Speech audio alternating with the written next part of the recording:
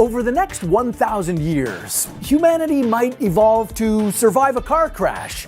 Maybe we'll adapt to have text claws and a tech neck due to our excessive smartphone usage. Or maybe we'll finally fuse with technology. In this episode, we're going to look at what scientists have theorized might be the next stage of human evolution and find out what the perfect human might look like in the future. For our first future human, let's take a look at Text Claw Mindy. She's got a hunched back, a hand with a permanently molded text claw, and an unnaturally bent smartphone elbow. In 1,000 years, scientists are predicting this might be our reality. But why? Well, the humans who are alive today are wildly different from the humans that were alive thousands or millions of years ago. We're no longer swinging on branches, no longer running away from tigers or fighting them.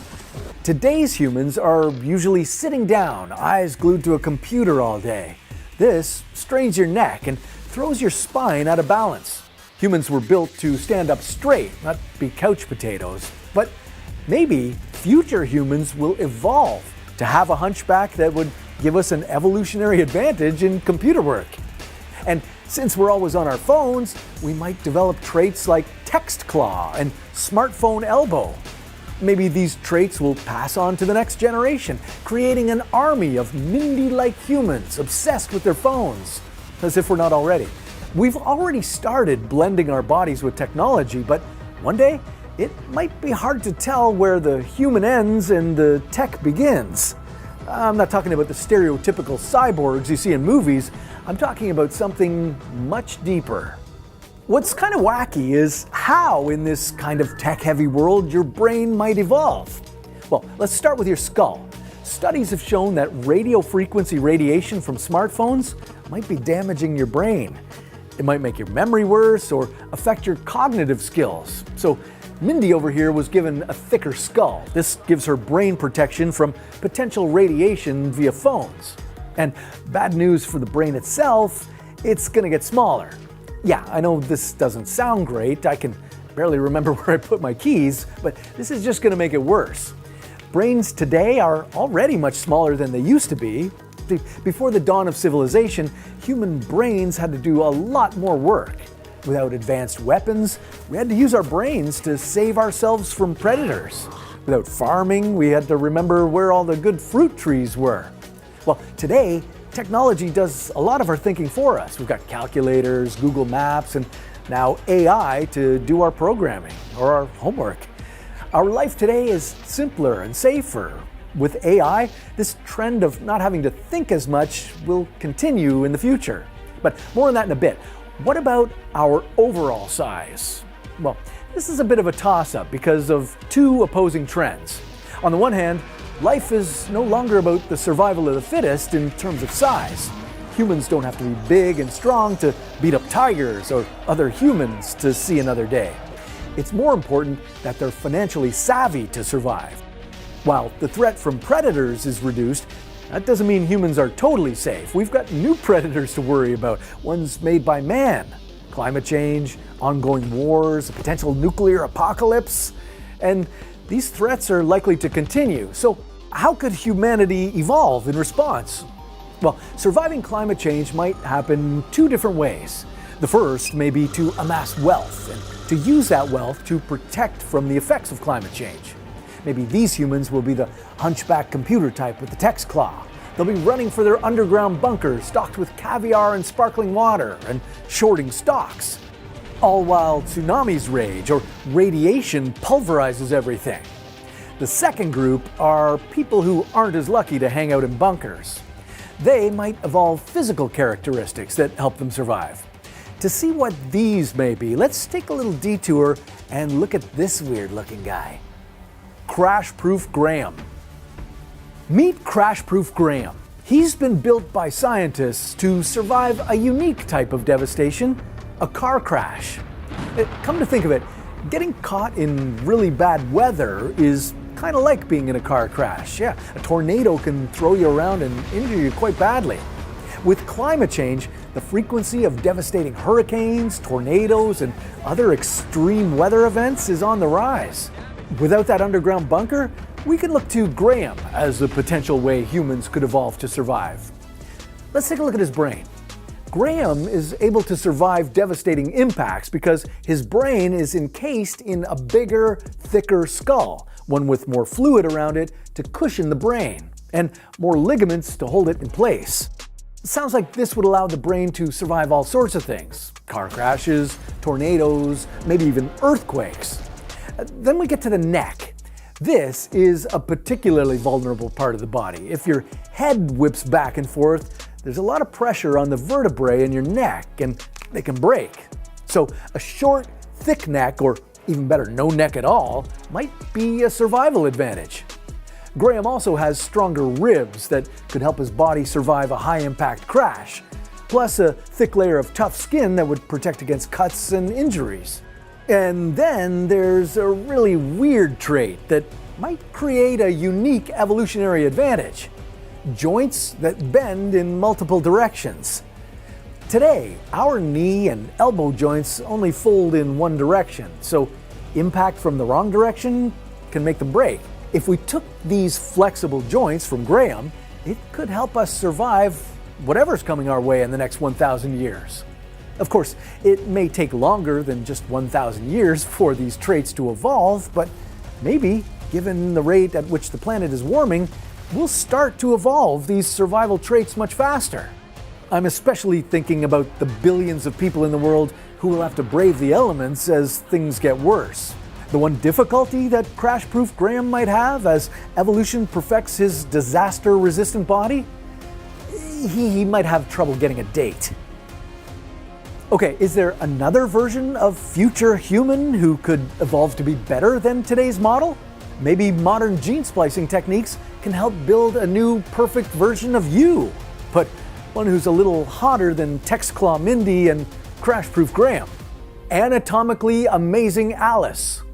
Here's Alice. She's the brainchild of Dr. Alice Roberts, who came up with a new, better design for the human body, cleaning up the messy bits from what evolution gave us. Her perfect body would take the eyes from an octopus, allowing us to see better. The next fix would be our ears. When you're young, you hear pretty well, but as you age, tiny hair cells in your inner ears get worn out, so your hearing gets worse. Instead of trying to make those little cells regrow, we could just get bigger ears. Like a cat. These would be better at amplifying sound. I gotta admit, they look pretty cool. Then there's the throat. Perfect Alice has two separate pipes, one for air and another for food. Fine by me. Okay, and now for something special that's got to do with babies. No, not that. The human pelvis evolved to support us properly while walking upright, but it definitely doesn't have room for one thing: large-headed babies, which is what humans tend to have. This makes childbirth pretty difficult, so I've heard. The perfect human body would borrow a trick from the kangaroo. How about a little pouch? This way we could give birth to smaller babies at a younger stage and have them mature in our pouch, just like marsupials do. Then there's our skin. If you're kind of fair-skinned like me, you can get sunburnt and be at risk of skin cancer. Yikes. One solution is to just go for darker skin, which doesn't burn as easily. But even cooler might be to borrow another trait from the octopus. It can change its skin color. Now with that trait, light-skinned people can keep their light color in winter and get darker in the summer for protection. Finally, the human leg could do with a fix. Yeah, they're slow and tough to move. Ostrich-like legs might be the solution. We make the lower leg less muscly and make the feet light so they're better equipped to run. The final touches are shorter, chimpanzee-like spines, which are less likely to get compressed as we age. But sorry, that means no slender waists for anyone. Hearts with more interlinked arteries so you never get a heart attack, and air sacs like what birds have rather than our lungs. Anatomically amazing Alice looks pretty cool. If scientists begin to splice some genes, we might just get to this point in the next 1,000 years. But wait a minute, with advances in biomedical research, we've already begun fusing technology with the human body. What are some of these modifications we're likely to see in the future? Transhumanic Tim. Meet Transhumanic Tim, whose body is part human, part machine. They're merged with technology so they can see better, hear better, remember more, run faster, fight disease better, and even more amazing, live forever. Maybe Tim will wear a modern hearing aid, which will not only amplify sounds that are far away, it can record sound and create white noise. Today, bionic eyes help blind people see. They're surgically implanted devices that improve sensitivity to light so that people can distinguish between shapes and tell the difference between a knife and a fork. But in future, these kinds of implants will help Transhumanic Tim see things they've never seen before. X-ray vision can become Tim's reality. Tomorrow's enhanced human might also have implanted devices that improve memory. In 1,000 years, maybe we'll all have that skill. Today, scientists are making prosthetic devices implanted in the brain that can decode how you store memories, then apply neurostimulation to help the person retrieve those memories later. As the technology gets better, we'll each have a built-in encyclopedia. And our ability to fight diseases will be better than ever. Not only will this help humans live longer, but potentially forever. Not living forever in your regular human body, but uploading your brain to a server.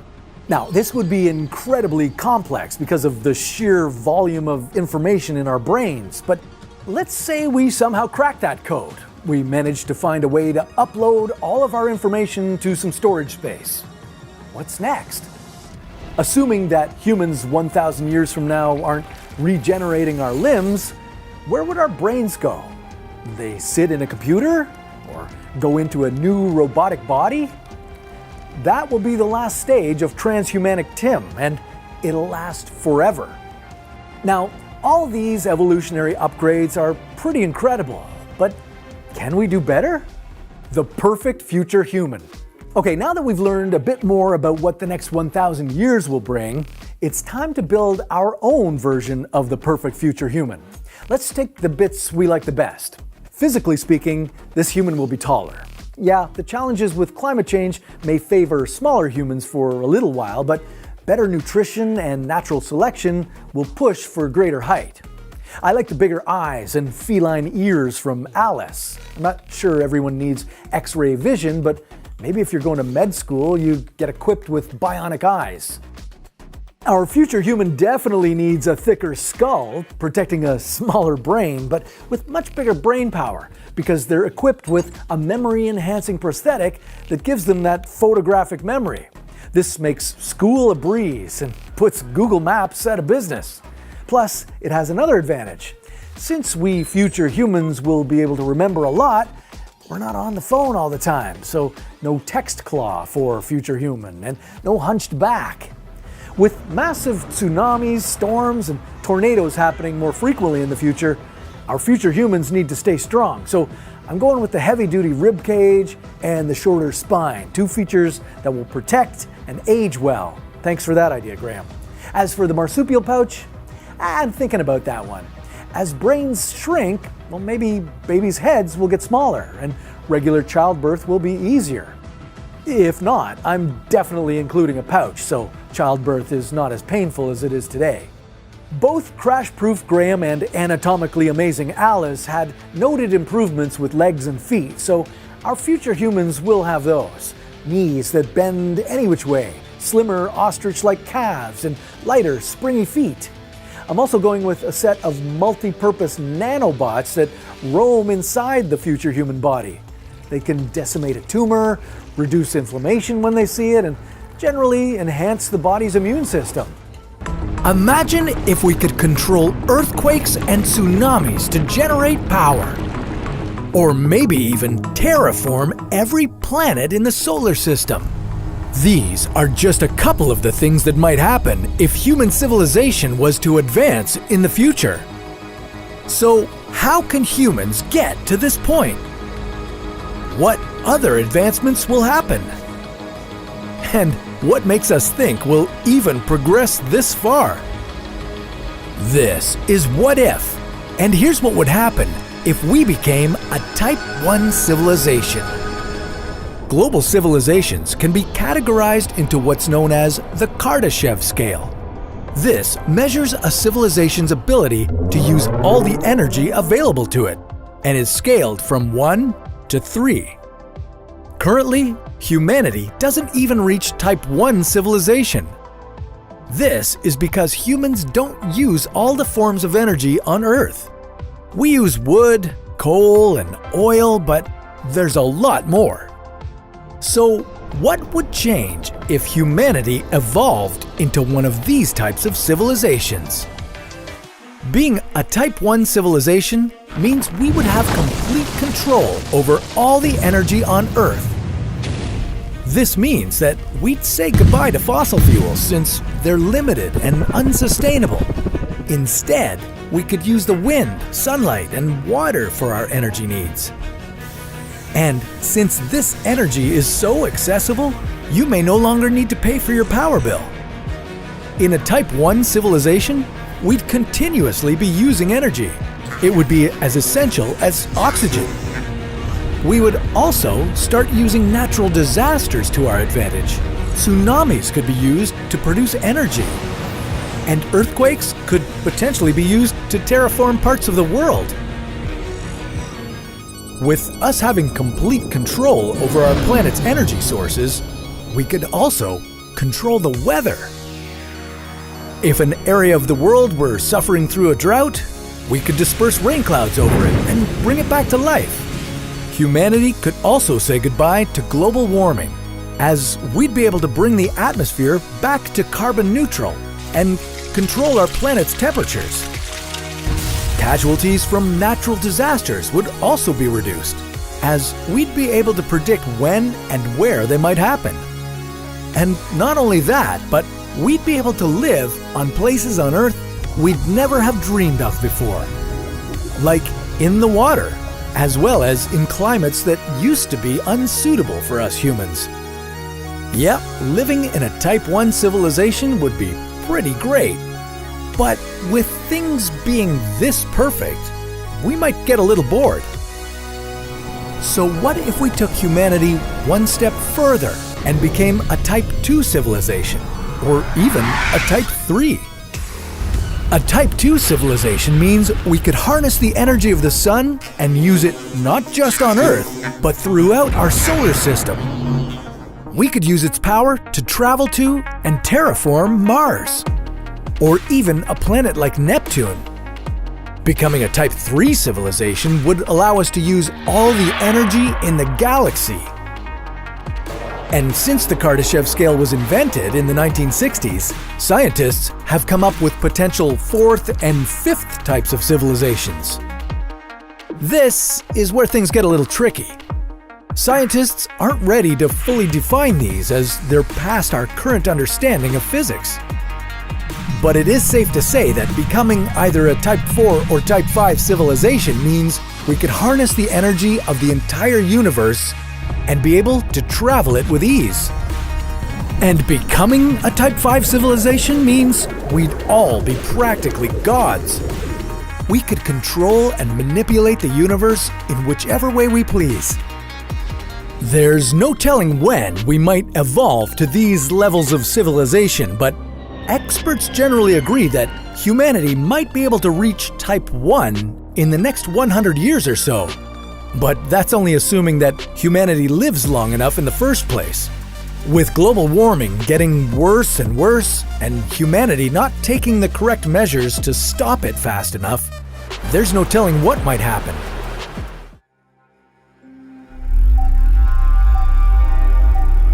Researchers have detected strange radio signals coming from deep space.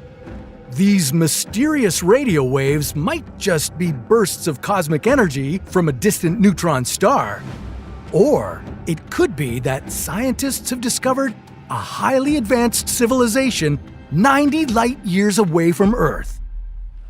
So, what kind of civilization would have the ability to send strong signals like this?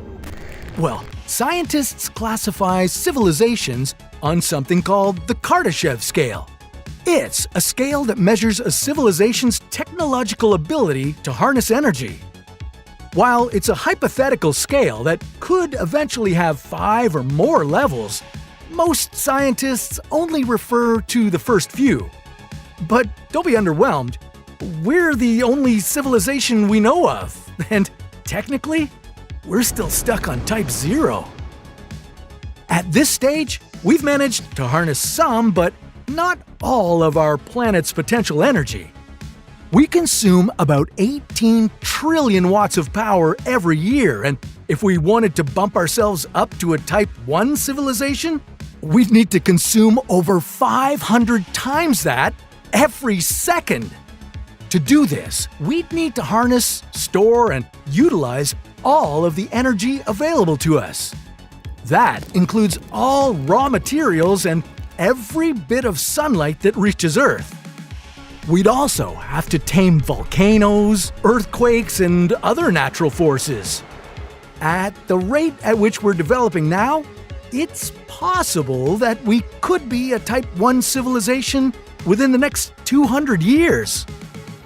But whatever civilization scientists may have discovered in the far reaches of space could already be a Type 2 civilization, or higher.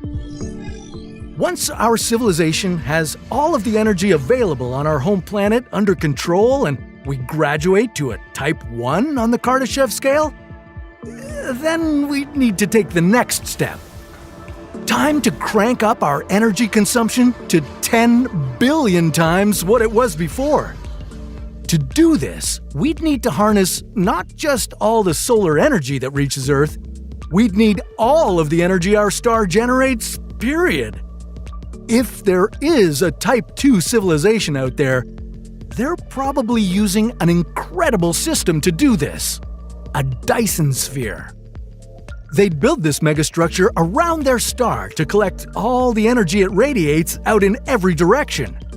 They could even assemble other Dyson spheres around the first Dyson sphere to guarantee that little to no energy escapes. But there's nothing simple about this technology, and that's why only advanced civilizations could construct something like it. For one, a Dyson sphere must be larger than the star itself. And if these megastructures are bigger than stars, well, they should be easy to spot, right? Well, this could be tricky. Once a civilization is finished building the Dyson sphere, the megastructure blocks nearly all of the visible light from its star. A civilization this advanced could make its own solar system invisible.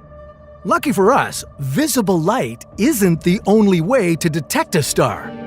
Even with a Dyson sphere blocking its light, a star would still radiate heat, and we could detect the star by the infrared light it gives off. But that wouldn't be the only way we might discover a civilization this advanced. Remember that strange radio signal? It originated about 90 light years away from Earth, coming from the star HD 164595. Was this powerful radio signal created by an alien race and intentionally pointed toward Earth? A civilization able to pull this off would need to be far more advanced than our own. This Type 2 civilization would be able to utilize the raw materials on every planet in its star system, and maybe even beyond. They may have built fusion reactors that orbit their planet, fueled with gas from other worlds with hydrogen-rich atmospheres. And they might be mining precious metals from rocky planets, just like Earth. They could terraform other planets into livable worlds for their populations, and they wouldn't live in fear of civilization-ending natural disasters like asteroid impacts, ice ages, or global warming because they'd have technical solutions for these too. This alien civilization would be at the stage on the Kardashev scale where they'd be able to master interstellar travel. But if that's true, there should be no reason for them not to pop by for a visit, right? Well, not so fast. With all the advanced technology they might have at their disposal, these aliens could be waiting for us to catch up. That way, when our civilizations meet, we would do so as equal partners. Who knows? They could be so advanced that they're no longer a fully biological race. They could be more like cyborgs with a mix of robotic and organic material. This would make them capable of incredible things that humans could only dream of. But they wouldn't stop there. An advanced world like this would want to go farther up the Kardashev scale, and as they became a Type 3 civilization, they'd rely on something other than the power of their own star system. They would harness the power of several stars in their galaxy. With this much power, a civilization would have no problem meeting its ever-growing energy needs. They'd just hook up another star when they needed more power. If we ever advanced to this level, we'd have 100 billion stars available to harness in the Milky Way galaxy alone. A civilization like this would no doubt be the rulers of their galaxy, and they'd have the power to move entire star systems, merging them to harvest the energy they need more efficiently. So if one of these civilizations existed, well, you could detect them by observing the sudden disappearance of many stars in a faraway galaxy. This could be a sign that Dyson spheres have been constructed around not just one, but several stars. A Type 3 civilization could already be out there.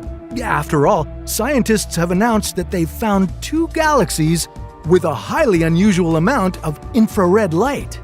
This is something we usually observe in galaxies where new stars are being born, but some unusual and sudden spikes in infrared light could mean that we've found the first signs that civilizations many times more advanced than us exist. Maybe.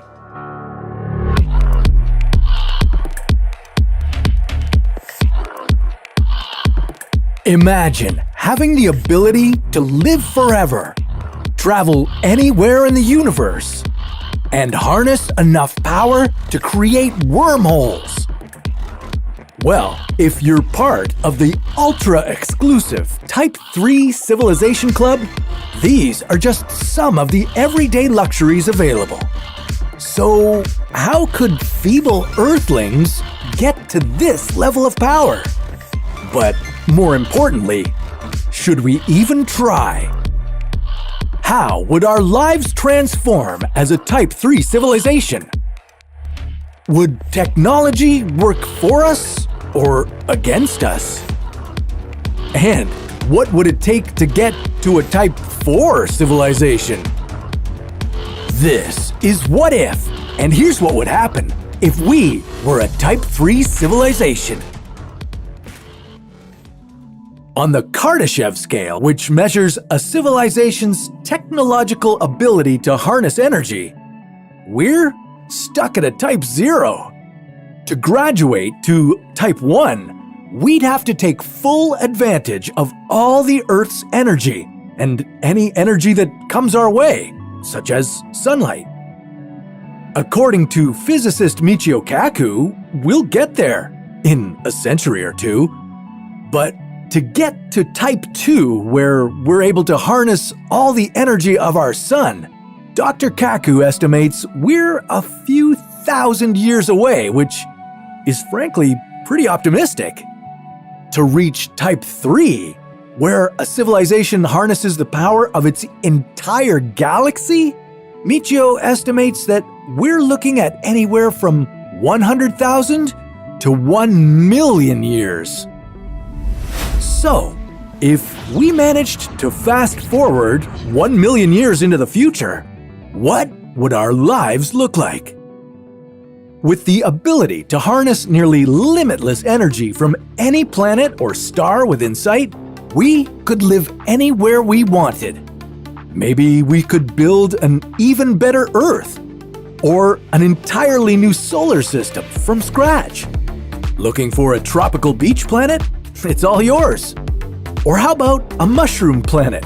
Sure, we can do that. Earth, Mars, and every planet in our solar system might just be husks at this point. We would have mined them of all their resources to build Dyson swarms. No, I'm not talking about a swarm of fancy vacuums, but millions of energy-collecting satellites that could swarm around a star and turn it into one big battery. But to truly become a Type 3 civilization, we'd need swarms of Dyson swarms, collecting an unfathomable amount of energy from all the stars in our entire galaxy. At this point, humans would have harnessed biotechnology to its fullest, and we would likely become a race of cyborgs so advanced we'd be indiscernible from robots. Our new favorite dance move might be called the human. Over the past decade, we've already developed electrode implants that allow amputees the ability to control artificial limbs with their brains. We have brain implants that allow us to hear and perceive color.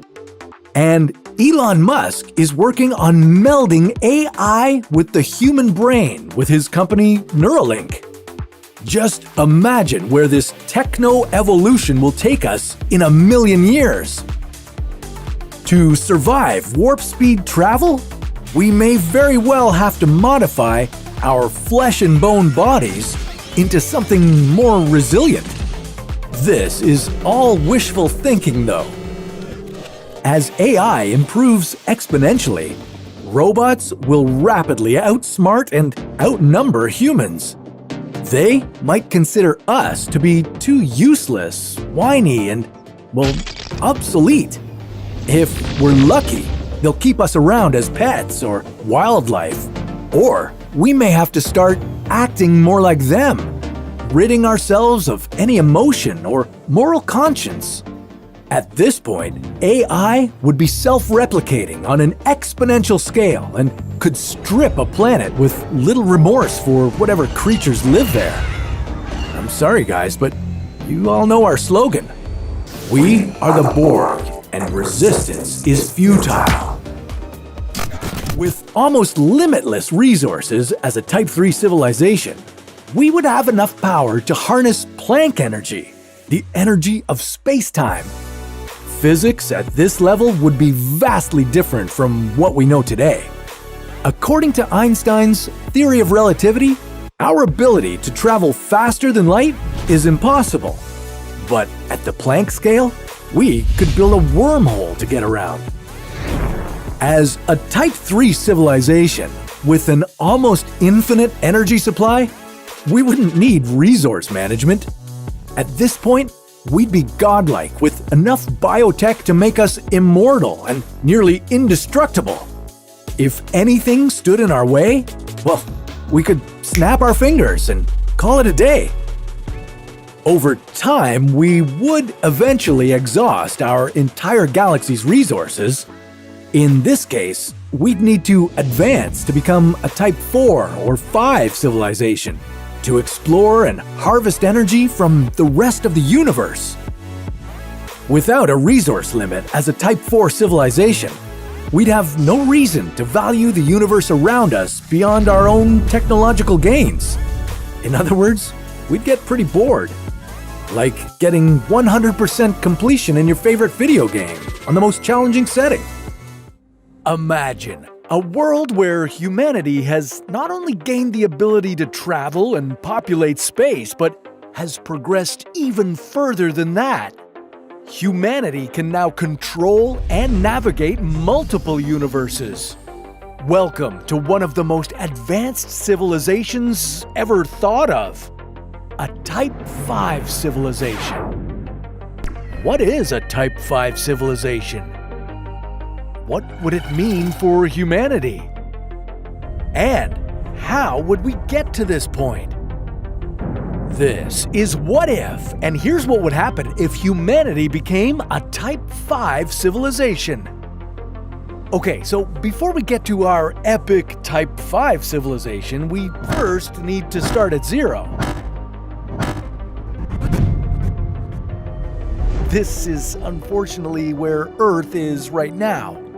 A Type 0 civilization is one that's reliant on things like fossil fuels and still struggling with issues like climate change.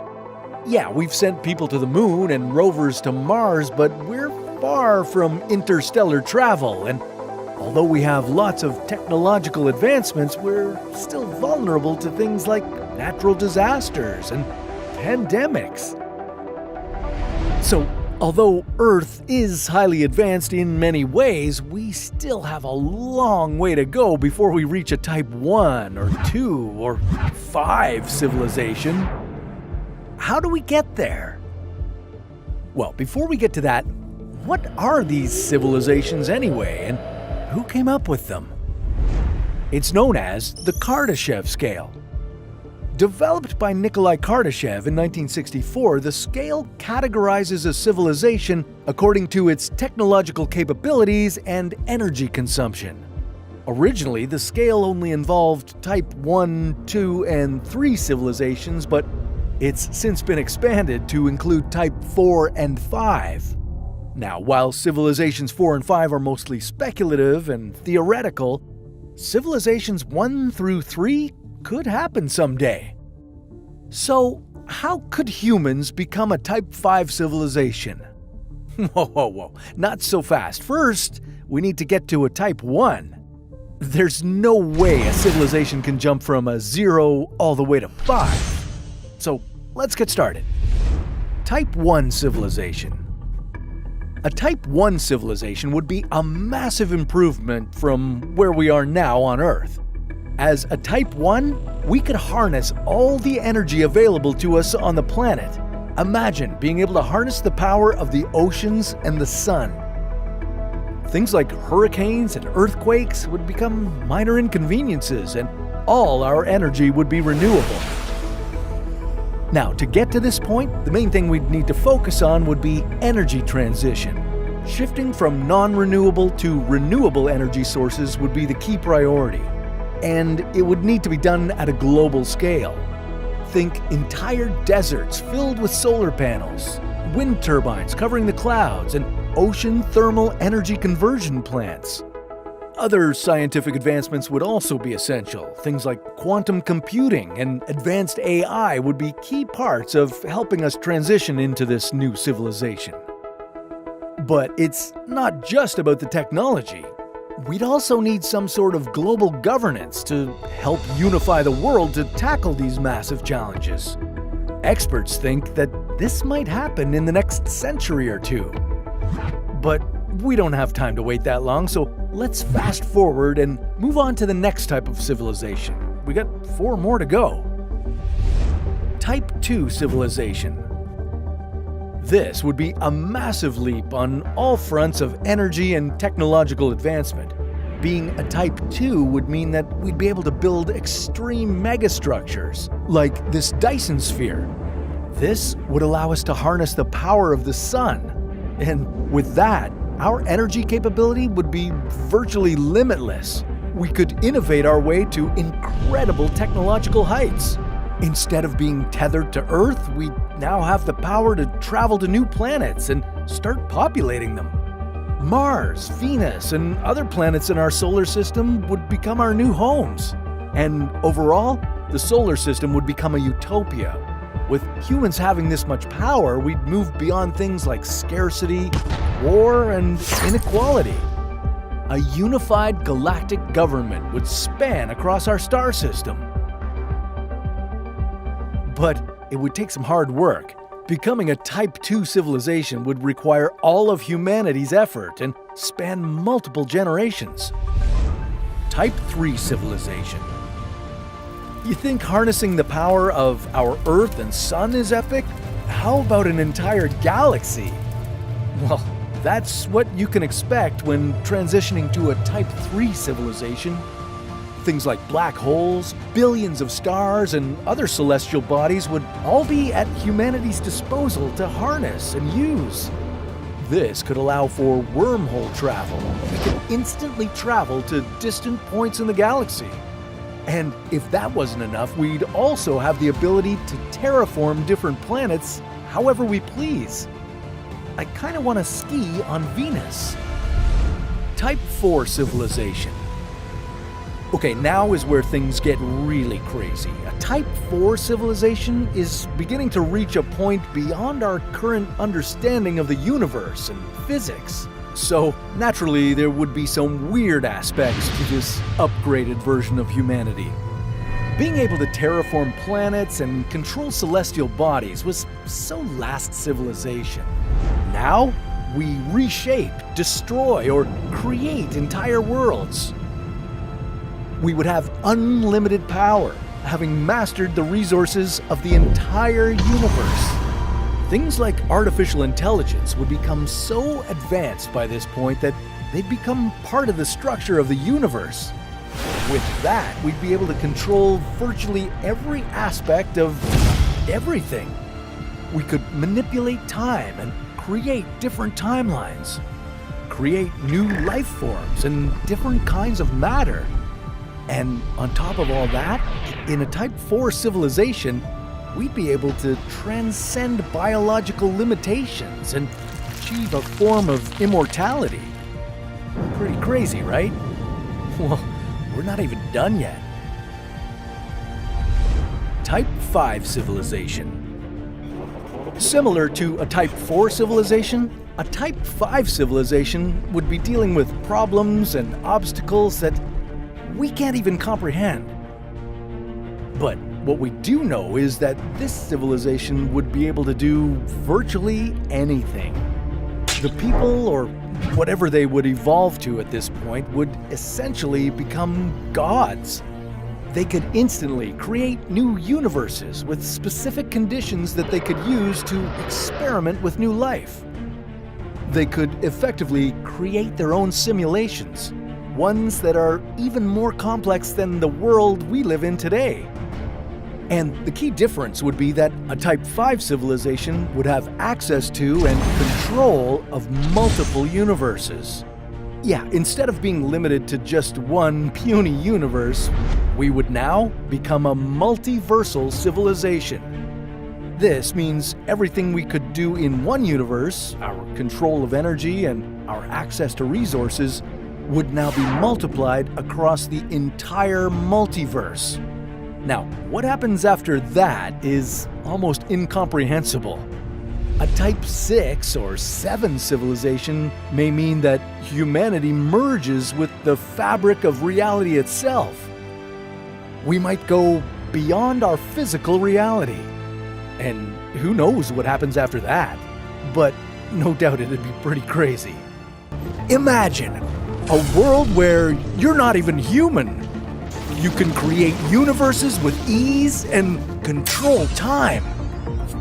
This could be a reality in an incredibly advanced, and I mean an incredibly advanced civilization. Okay, we've talked about what if humanity reaches Type 1 through Type 5 civilizations, but what if we take it a step further? What if we become a Type 6 or 7 civilization?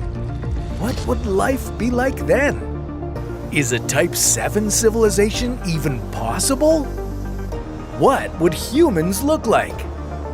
And why might something like this be a terribly bad idea? This is What If, and here's what would happen if humanity became a Type 7 civilization. Okay, before we start, let's quickly recap the types of civilizations we've covered so far. I'll make it quick. Type 1 civilization. Okay, here, humanity gains control of Earth and we're able to access all the power on the planet. Type 2 civilization? Well, this is where we harness the power of the sun and start to populate other planets like Mars and Venus. Type 3 civilization. Now, humanity is controlling the entire galaxy, commanding the power of black holes, multiple stars, and all other celestial bodies. These civilizations were conceived by Nikolai Kardashev, who created the Kardashev scale. It's a hypothetical framework used to measure a civilization's ability to harness technological power. Civilizations 1 to 3 were developed by Kardashev himself, but the list has since expanded in a more speculative manner to add types 4 through 7. Here are some of them in Fast Forward. Type 4 civilization?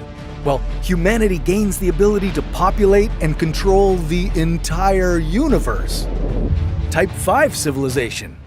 Now, humanity is controlling multiple universes. We've become a multiversal civilization. So that's 1 through 5, but what happens next is pretty ridiculous. And we should preface that this goes beyond the expanded Kardashev scale, making these next civilizations purely speculative. They're also getting so advanced that scientists claim these civilizations are hard to even comprehend. We'll be dealing with problems we don't even know about yet. But hey, you guys asked for this, so let's strap in. Things are about to get weird. Type 6 civilization. A Type 6 civilization will see some significant upgrades from our Type 5 civilization. Instead of controlling parts of multiple universes, well, we can now control everything. Yeah, we can instantly create or destroy any universe of our choosing. Not only that, but time would become a new toy for us to play with. We can now manipulate it any way we want. Feel free to create multiple timelines. Maybe I'll create one where I'm the president, or I have blonde hair, or maybe one where I'm super jacked. And with all these multiverses, humanity wouldn't be the only civilization. By now, there's a good chance that we've discovered or even created multiple civilizations of other new species across different universes. Ones that range from Type 0 to Type 5. And of course, with us at the top of the food chain, humanity would be the rulers of these civilizations. Or we might view them as cultures that are lesser than us. Maybe we'll just observe them in the same way we do with ant colonies or zoo animals. And what would you look like in a Type 6 civilization? Well, definitely not like you do now. Or I guess you could if you wanted to. Let me show you some examples. You'd have the power to control reality and matter, so if you wanted, you could look like you do now, or you could look like The Rock. There's also a chance that we would no longer be biological beings. As we've progressed through these civilizations, technology and AI have only been getting more advanced. We may have fused with artificial intelligence, becoming robo-human hybrids. Maybe we'd look like this. And if you're more creative, who knows what you could be? You could be an alien, a godlike giant, or go a more efficient route and become a ball of energy, one that could move around universes with ease. Now, if you think a Type 6 civilization sounds nuts, well, wait till you see what's next. Type 7 civilization. As we've progressed through these civilizations, things are only getting more ridiculous, weird, and confusing. We're now officially at the point where this civilization is almost beyond human comprehension. We'd have the ability to create, alter, and destroy more universes. Ultimately, controlling everything. One of the key differences between a Type 6 and 7 civilization would be us being able to control the omniverse. Okay, again, this is entirely speculative, but the omniverse is even bigger than the multiverse. It contains an infinite amount of universes, both real and fictional. It shows every conceivable timeline and contains realities we can't even understand yet. Humans, or whatever we're called at this point, would be able to transcend any form of physical or metaphysical reality. Our new forms are unimaginable, at least with our current knowledge. We'd be past the point of having to worry about dying or any form of suffering. Instead, humans might exist in a state of constant bliss, enlightenment, and euphoria. We might be able to exist simultaneously in multiple realities and timelines, able to see everything in the past, present, and future. With all this incredible power, it kind of begs the question, would humanity even want to get to this point? Would we even be considered human? I mean, society has progressed so far that we're not even experiencing the things that make us who we are. Instead of hanging out with our loved ones and following our passions, we're now invincible beings who have transcended our current feeble human needs and ideas. We're building new realities and playing God. We'd also have plenty of existential challenges in this period. With humanity being so powerful and controlling everything, well, what would there be for us to do? We've already conquered the Earth, the universe, and now the omniverse. Where does humanity progress? And what would we have left to accomplish? We wouldn't experience any adversity or challenges, two essential aspects of our human life. So, as exciting as these things sound, would it be worth it? At what point will we attain type 2 status? Well, remember, now we're talking about centuries to maybe 1,000 years into the future. This means building the first starships. So we're going to go far beyond the solar system and reach out to the nearby stars.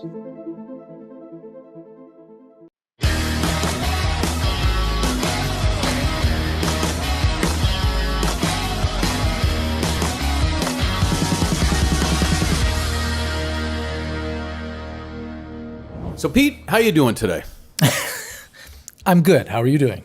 You seem surprised that I'm asking you how you're doing. It's just an odd way to start. Not know you say it every week, but it seemed like you were putting me on the spot for some reason. Well, I mean, in this case, I was actually concerned. I am concerned with how you're doing, but more in the context of energy. How are you feeling energetically? Well, I mean, here we're sitting in August of 2020 and is this the tail end of the pandemic? Really? I don't know. I think like a lot of people who are working from home, not everybody's working from home, but I am. A lot of people are taxed. They've expended a lot of their energy. They're low. And I mean, I think most people would answer the question the same way. Most people feel they don't have enough energy. They could use more energy because at the end, we're all energy, including our planet. Okay, now I see where you're going with this. You're talking about, and because of probably the topic of today's show, everything is energy. Everything is energy, and in this case, how planets are sort of categorized according to the Kardashev scale, which is something we'll get into later. There are type 1, type 2, type 3 civilizations, and it's according to how much energy they can harness from, in this case, type 2, that you can harness from the sun. We have done a few Kardashev scale-like videos on What If, and I don't recall, are we a type 1? Well, bad news. We're not a type 1 yet. We're actually type 0, which is not something that depressing. Yeah, it feels depressing, but we have nowhere to go but up.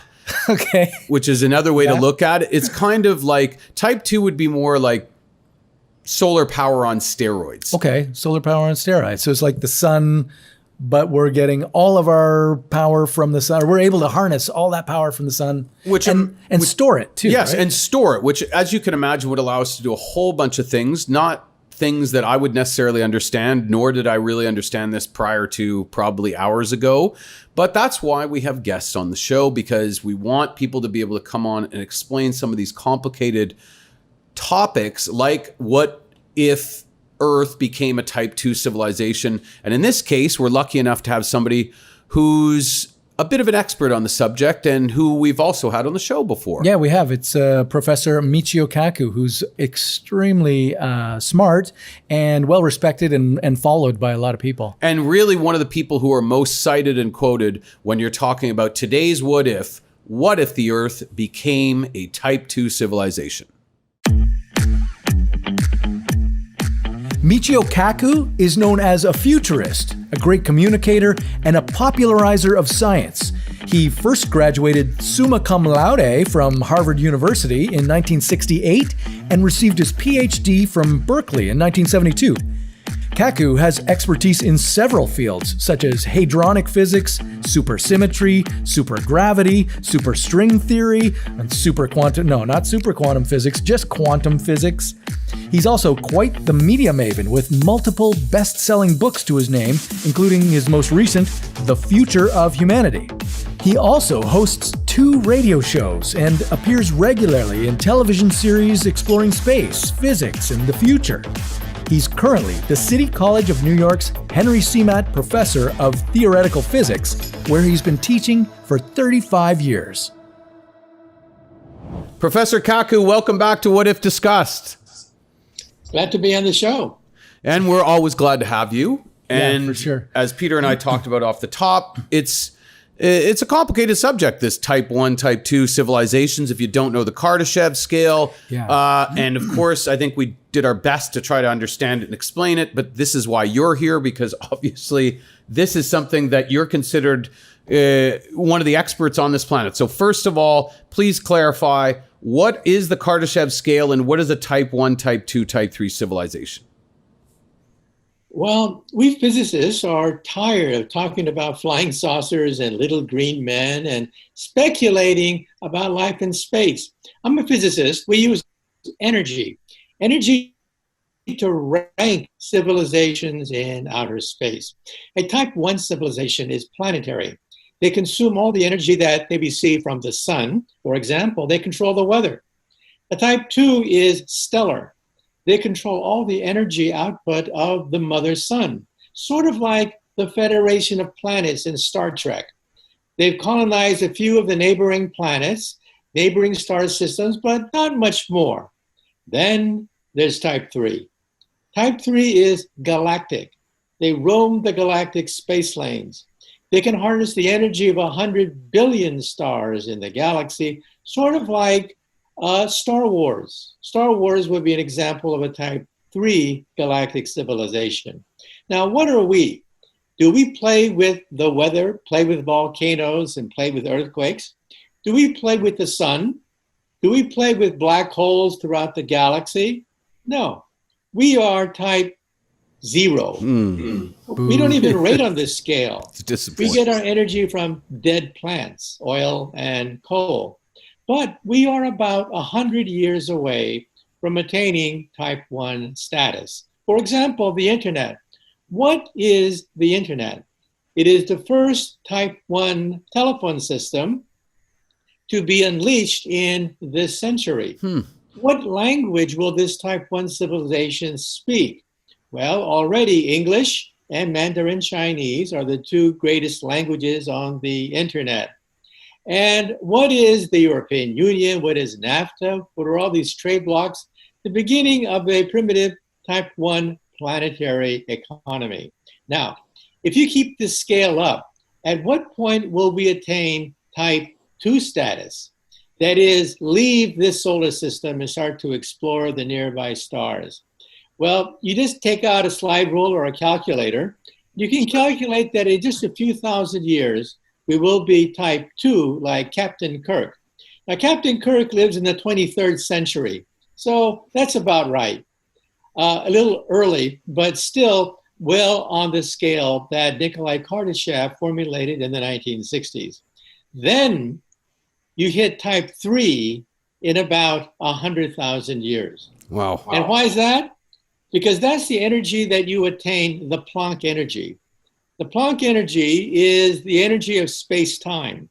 It's when space becomes unstable, wormholes develop, black holes, gateway, hyperspatial gateways through space and time. That's the Planck energy. The Planck energy is a quadrillion times more powerful than the Large Hadron Collider outside Geneva, Switzerland. And why do I mention that? Because once you attain the Planck energy, wormholes, maybe even time travel, is a possibility. Wow. Let's bring it back down to Earth and talk about type 2. I was asking off the top whether a type 2 civilization was simply like solar power on steroids. Yes. Now, I know you're not going to quote me in your next book as a genius insight, but how close is that idea to what type 2 means? Well, type 2 does not mean simply getting sunlight from the sun. It means playing with the sun itself. For example, a Dyson sphere would envelop the entire sun with a sphere to absorb 100% of the energy output of a star. That's a Dyson sphere, and astronomers think that, well, we're not sure, but we may have the signals from some potential candidates of being a type 2 civilization in outer space. There's a star called Tabby star, which drops in intensity by about 25%. Some people think that maybe a gigantic Jupiter-sized planet moves in front of the star, absorbing all its energy, and perhaps that is a Dyson sphere in outer space. Oh. And a type 2 civilization would be like Star Trek. The Federation of Planets, they've colonized a small quadrant of the galaxy, would be a type 2 civilization. Energy is something that I don't mean we don't talk about energy, because we talk about energy, but as important as energy is to our day-to-day lives and our functions on this planet, survival, but even beyond, you'd think we'd have even more focus. I think we take it for granted. Obviously, you just walk into a room, turn on a light switch, etc. But as you said earlier, we still are at a pretty primitive level of harnessing energy, which is, again, fossil fuels. How important is it that we, let's say, fast forward our harnessing of solar power to not only get to type 2 civilization one day, but to expedite the evolution of this species? Well, let's take a look at it historically. Throughout most of human history, for 99% of human history, we had about a quarter of a horsepower per person. The strength of your left hand and right hand. And that's it, folks. That was the energy output for most of human civilization, about a quarter of a horsepower. Then when we domesticated horses about 10,000 years ago, we went from a quarter of a horsepower to 1 horsepower. And that began what is called civilization. Cities, armies, empires began to be formed. And then just 300 years ago, we discovered the steam engine. And as a consequence, we went from 1 horsepower to maybe 10 horsepower in a buggy, in a locomotive. Now, of course, you have access to thousands of horsepower. And in fact, we're going to use that energy to rocket into outer space. So you see that the progress of civilization can be mapped by the progress in energy harnessing, that we've been able to harness thousands of horsepowers for 1 astronaut, while before it was only the strength of your left hand and your right hand. Now, you mentioned energy sources of the future. Solar is one, but there's another one I think that is even more important, and that's fusion power. Yeah. Now, fusion power is still a few decades away, but fusion power is the power of the universe. Wow. It's what makes the sun shine. It's what makes the stars twinkle. And we're going to be able to, I think, in a few decades, harness that fusion power on the planet Earth to give us unlimited amounts of energy from seawater. Seawater is the basic fuel for fusion plants. And we have one in France. It's called the ITER fusion reactor in Kardashev, France, built by the European Union with the help from the United States and Russia and Japan. And we hope to get fusion off the ground in the coming decades. Well, just so we book you in it far enough in advance, I'd just like you to put in your calendar that when that happens, we'd like to have you back on the show. Because ideally, you and I would still be alive, Peter. We'd still be doing What If Discussed.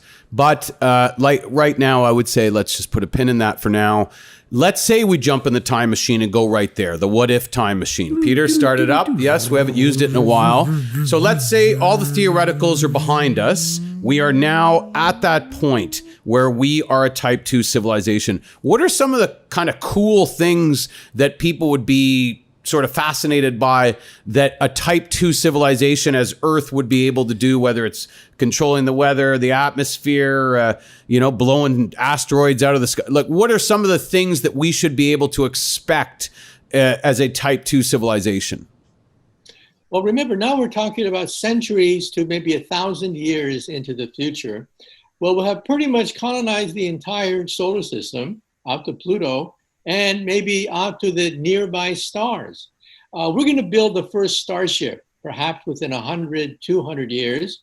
NASA already has the 100-year Starship program looking at potential propulsion systems for a starship. For example, antimatter engines, fusion engines, even ramjet fusion engines. These are all possible engines for starships. Now, we're not talking warp drive. To get warp drive, you'd have to be type 3. But by the time you're type 1 and aspiring toward type 2, this means building the first starships. So we're going to go far beyond the solar system and reach out to the nearby stars. There's even a program called the Breakthrough Starshot Program. Stephen Hawking, my late colleague, was a member of that program. And he believed that, yes, we should build the first starship. Not in a few hundred years, but in this century, just in this century, build the first starship. Well, one of the great things about having you is that regardless of where we're at, individually or collectively, I'm always optimistic and excited after I speak to Michio Kaku, because you see the future in such a way that is, especially in these times, encouraging and exciting, and wow. It gives us a reason to sort of, look forward beyond our sort of day-to-day problems and be excited about the future. It's interesting because we talked about, Homo sapiens being around for 200,000 years. Yes. And Professor Kaku saying, all you had for power was, half a horsepower. Yes. And now we're 100 years away, probably. Yes. And I mean, 100 years away, we couldn't fly. Or sorry, 100, a little over 100 years ago, we couldn't fly. So, and then, 50 years later, 60 years later, we're sending people to the moon. So incredible. As you are always adept at doing, you get us sort of steered in the right direction. We're going to have Professor Kaku on later. If you want to listen to this full in-depth interview beyond our conversation that we just had,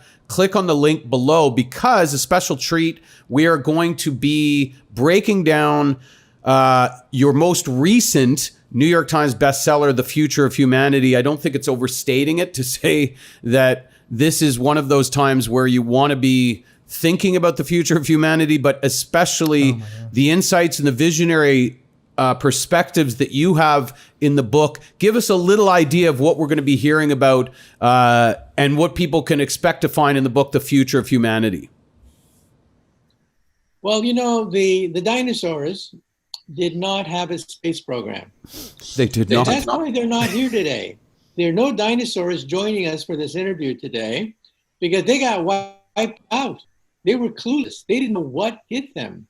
Well, we do have a space program, and it's inevitable that we're going to have crises. For example, volcanic eruptions, meteor impacts, pandemics. We know they're going to be crises of the future, and we need an insurance policy. An insurance policy to make sure that humanity survives no matter what catastrophes hit the planet Earth. And the main stumbling block preventing that was a 4-letter dirty word, cost. It cost $10,000 to put a pound of anything into orbit around the planet Earth. That's your weight in gold. Think of your body made out of solid gold. That's what it costs just to put you in orbit around the planet Earth. Well, now prices are dropping because Elon Musk and others are perfecting the reusable rocket, because of competition, because of private-public collaboration. The price of space travel is dropping like a rock. This means that in the future, mom and dad may be able to go to outer space. And I would even predict that our grandkids may have the option of honeymooning on the moon. Cool. Not the dark side of the moon, though, because that's not a good way to start a relationship. A little more private. So again, more with Dr. Kaku about everything future of humanity. You don't want to miss this. So click on the link below, and you're going to get a really in-depth dive into a rabbit hole that's going to cover so many topics about the short, medium, and long-term future of humanity on this planet. Dr. Kaku talked about insurance policies, Peter. It sounds like the perfect segue to talk about our friends at Policy Genius. Well, Professor Kaku is not necessarily an insurance salesman, but... He is a genius. He's possibly not a policy Definitely genius. Not a policy genius. Well, Policy Genius is an insurance marketplace, and there comes a time in life when it becomes evident that people need some life insurance. But the world being a little topsy-turvy right now. It certainly is. Pandemic, it's a deadly pandemic. And you might be thinking, okay, well, can you buy life insurance when there's a deadly pandemic? Is it inflated? Will they cover me? Yeah, exactly. Well, the short answer is yes. You can buy life insurance during a pandemic. And if you have loved ones, depending on your income, it's a really good idea. Best place to go for the best rate? Policy Genius. Policy Genius, like I say, is an insurance marketplace. They're in contact with the life insurance companies on their platform every day, keeping track of the insurance market so that you don't have to. They've got the expertise to cover you quickly and at the best price. They compare quotes from the top life insurance companies all in one place. Just takes a few minutes to compare quotes from the top insurers, and that saves you a lot of legwork and it saves you a lot of money. Yeah, up to $1,500 or more per year by using Policy Genius to compare life insurance policies. So if you're looking to buy life insurance, but you're not sure where to start, head on over to policygenius.com. They'll get you and your family protected and hopefully give you one less thing to worry about. So yes, I guess we have a lot to look forward to. Would be the glass half full because we're type 0, as Professor Kaku talked about. We're hundreds of years away from probably being a type 1 and thousands of years away from being a type 2. This is, and like I mentioned, this is heartening for me as opposed to disheartening for me in that, like I say, the Homo sapiens have been here for 200,000 years, and all the progress we've made is basically to get to here. And he thinks in 100 years, 200 years, we could be a type 1 civilization. My gosh, like how incredible is that progression in 100 years compared to the last 200,000 years? I'd love to see that on the news more, right? Yeah. Because it's so easy, as he talked about, that we get so focused on the present. And, if you're a Zen Buddhist, you'd say, well, that's where you want to be. You want to be in the moment. Mm-hmm. But we also get fixated on this particular time as though this is, this is the future of the species is basically the next 10. No, it's hundreds of years, thousands of years, regardless of even what happens in the short term. We and the planet are going to be around a long time in some form. And it seems crazy, obviously, as we sit here today, that the energy that we use and harness is still, as he said, like, plants and fossil fuels. When you have decaying dinosaurs. And the focus on the sun isn't new, but hearing this, you think, man, if we really focused all our attention on solar power and then, further harnessing that power. So we've got this enormous yellow burning ball of fuel that I can feel on my face when I walk down the street. It's burning all day long. Yes. I mean, certainly our Earth rotates, but why are we not expending all our energy into capturing the energy from something that's free, something that's incredibly powerful, and something that's so close, rather than bugging around with all this junk underneath the dirt. We're the only species in the world that actually has the ability to delay its own evolution.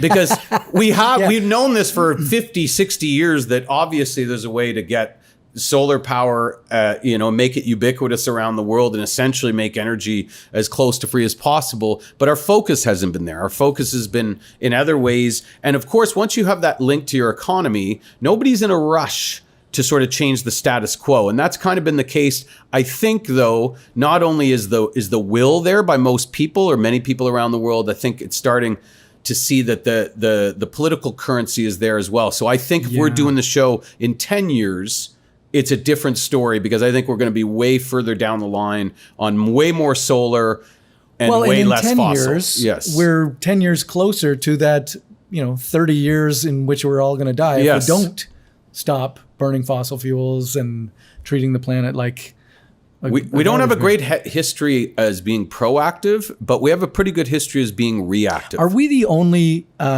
species that could end our own evolution as well? I would think so. Outside of lemmings. I think lemmings can just run off cliffs.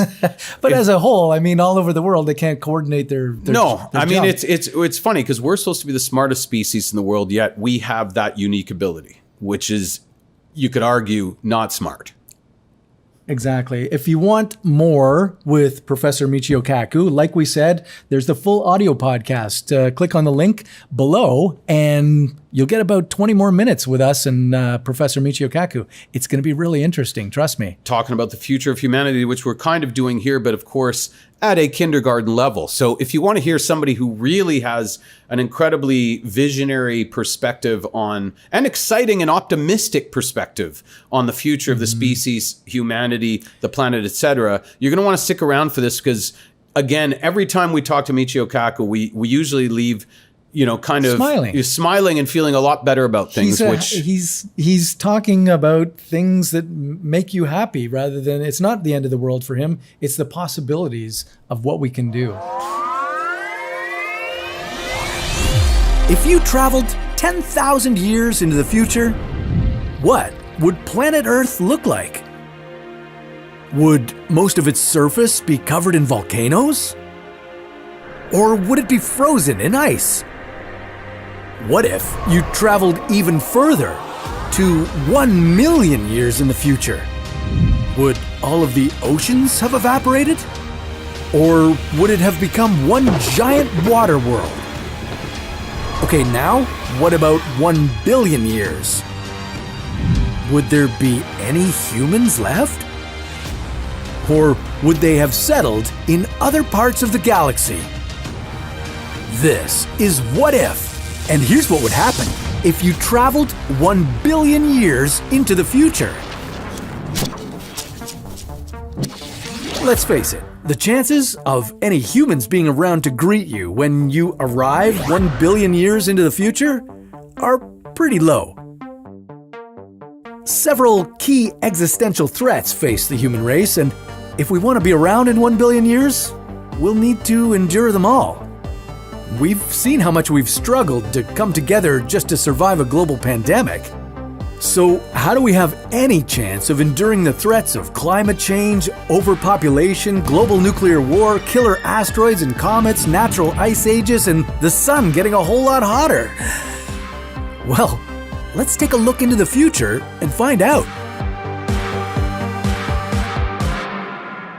Just under 10,000 years from now, we're going to run into a big problem called the Deca-millennium bug. In the year 10,000 AD, software encoding the AD calendar year won't encode dates with more than 4 decimals. Remember Y2K? Yeah, it's just like that, except hopefully we won't panic as much this time around. On the bright side, in 10,000 years, genetic differences and traits between humans will no longer be regional. Traits like skin and hair color will be evenly distributed around the world. Maybe that will help us all get along. Finally. 20,000 years into the future, none of the current languages will be recognizable.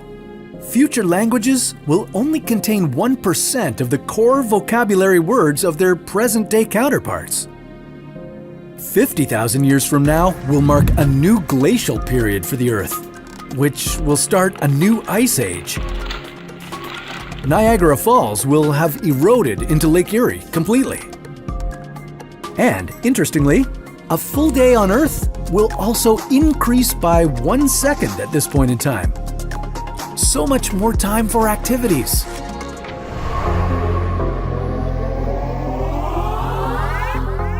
In 250,000 years, the Loihi volcano will rise above the water to form a new island in Hawaii. And in 500,000 years, it's likely that an asteroid with a diameter greater than 1 kilometer will hit Earth, unless we can prevent it. The resulting crater will be no less than 400 kilometers across. It will start fires all over the planet and make the air unbreathable.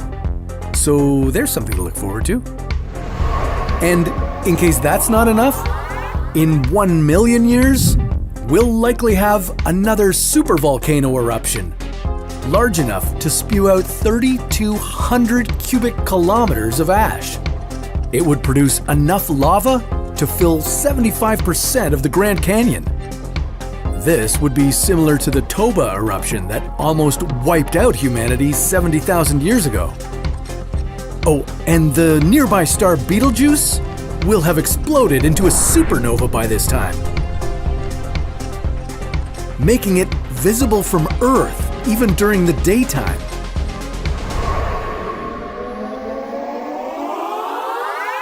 In 2 million AD, humanity will have settlements throughout the solar system. This also means that if populations on different planets have remained separate, humans may have evolved into other species adapted to their specific world. In 10 million years, a huge part of Eastern Africa will break off, forming a new ocean basin. In 50 million years, Africa will collide with Eurasia, closing off the Mediterranean Sea, and a new mountain range will form between the two land masses. This mountain range may include a mountain taller than Mount Everest. Out in space, Mars will collide with its moon, resulting in it developing a ring system like Saturn's. In 60 million years, the Canadian and American Rockies will have eroded entirely. In 80 million years, all Hawaiian Islands will be below the water. In 100 million years, an asteroid similar to the one that killed the dinosaurs 66 million years ago will likely hit Earth, one that is 10 kilometers wide. In 250 million years, all of Earth's continents will be fused together like Pangea, except this time it will be called Pangea Ultima.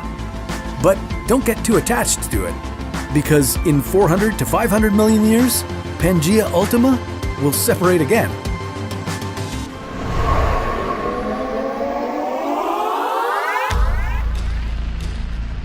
In 500 to 600 million years, a gamma ray burst will likely occur within 6,500 light years from Earth. If it strikes Earth, it could damage the ozone layer and trigger a mass extinction. 600 million years from now, the moon will be so far from Earth that total solar eclipses will no longer be possible. And the sun's increasing luminosity will have raised temperatures on Earth so much that it could halt plate tectonics movement. In 800 million years, carbon dioxide levels will drop dramatically and photosynthesis will no longer be possible. Free oxygen and ozone will disappear from the atmosphere, and complex life on Earth will die. And finally, in 1 billion years, the sun's luminosity will have increased by 10%, and the average temperature on Earth will be 47 degrees Celsius. Our atmosphere will feel like a damp greenhouse, and our oceans will evaporate, leaving just pockets of water at each of the poles.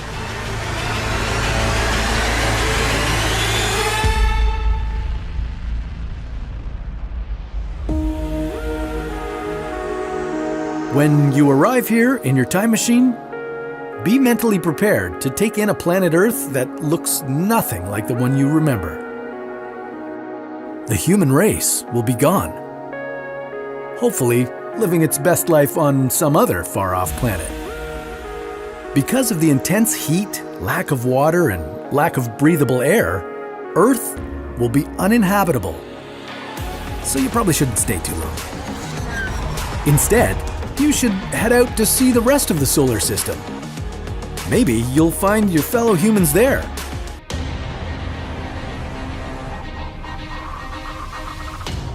What if humanity grew to be so technologically advanced that we were able to leave our solar system and spread across interstellar space? Would we hop from one exoplanet to another, colonizing everything in our way? How could we make traveling across the universe possible? And what would our space civilization look like? This is What If, and here's what would happen if humanity became an interstellar society. No human has ever been outside of our solar system, and only a few of us have actually left the Earth. Even those who blasted out of here in a rocket didn't go too far. There are billions upon billions of planets out there, but they're so far away it would take us a very long time to reach them. If we jumped into the fastest spacecraft ever built, it would take us over 70,000 years to get to our neighboring star system, Alpha Centauri. Even if we could accelerate a spaceship to 99% the speed of light, over 26,000 years would pass until we arrived at the center of our own galaxy, and another 2 million years until we set foot in the nearest neighbor, the Andromeda Galaxy. How could we go about expanding our civilization into space if we're so terribly slow? To become an intergalactic civilization, we'd need to break the speed limit of the universe. But for all we know, traveling at light speed is physically impossible, never mind outperforming it. The universe is enormous, possibly infinite, and our lifespans are too miserably short to cover those kind of distances, even at near light speeds. But let your curiosity take over and imagine we were a civilization that could approach light speed and travel among stars. We'd start with Alpha Centauri, our neighboring star system. Who knows, maybe the exoplanet orbiting this 3-star system would turn out to be habitable. Then, we'd push ourselves out further to discover the billions of other worlds. Not all of them would be suitable for us to settle in. In astronomy, a habitable world is a planet that is just the right distance from its sun-like star to be able to sustain liquid water. But the reality is, humans require so much more than that. Atmosphere, gravity, temperature, they're all important. It's unlikely that we'd find another planet just like Earth. But we could build self-sustaining Earth-like biomes on our giant spaceships where humans could live for generations. Or we could terraform some rocky exoplanets. First, we'd harvest water from a few ice comets. Then, we'd alter the planet's atmospheres to resemble Earth's. Anything to be able to breathe in fresh air again. Even though space would be so accessible, people wouldn't travel around the universe much once the new colonies were established. Even at the speed of light, it would take generations to make a trip to the other side of the universe. Space is just too vast, remember? In this new world, you'd get to travel among stars only if you were a part of a ship's crew, a colonist, or a space miner. We'd send robots to perform our intergalactic chores. Robots don't eat, sleep, or go to the bathroom. They can withstand high levels of radiation and extreme temperatures, all the things that would kill a human being. But if space travel is something you crave, consider pursuing a career as a postal carrier, because the most reliable way to communicate might be through the mail. Surprised? Well, our satellites rely on radio waves to transmit information. Even though these waves travel just as fast as light, they lose their strength over long distances. It's like being too far away from your Wi-Fi router. If humanity did become an interstellar society, we humans would end up spread out across hundreds of light years of space. At least we'd give Earth a break and allow it to recover from our mistreatment. What if you found out that you had a long-lost relative? And what if that long-lost relative was from a different planet in our galaxy? And what if this faraway planet was home to billions of humans, just like Earth? But these humans don't look anything like us because they're from the future. Could aliens be future versions of humans? How far ahead of us would they be? How much would they have evolved? Would we be able to understand each other? And what would meeting future humans mean for humanity on Earth? This is What If, and here's what would happen if aliens were future humans.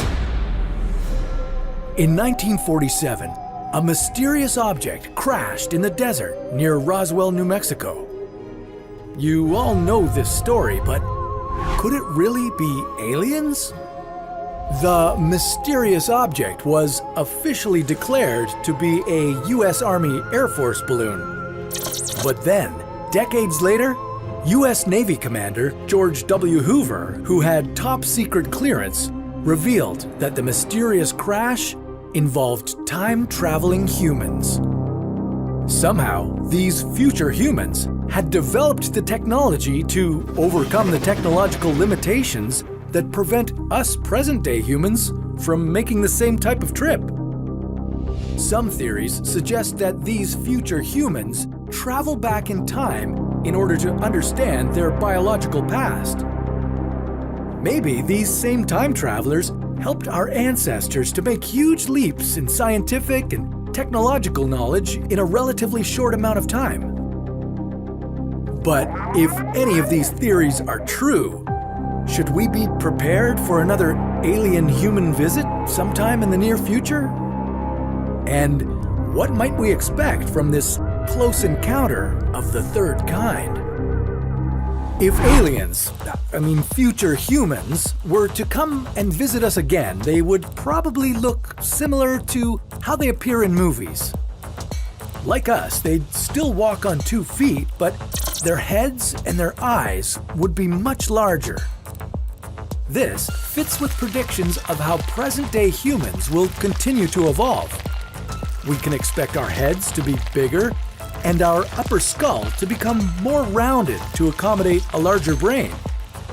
And as our civilization advances enough for interplanetary travel, our eyes would get bigger so we can see better in dimmer environments that are further away from the sun. Future humans might also find a way to slow the aging process.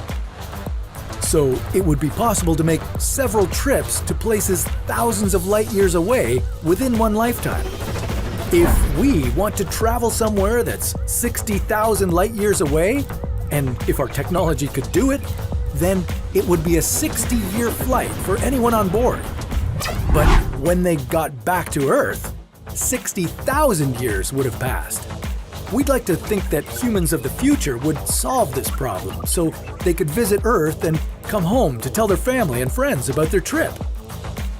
But if future humans find a way to live for thousands of years, would that lead to a massive overpopulation on whichever planet they inhabit?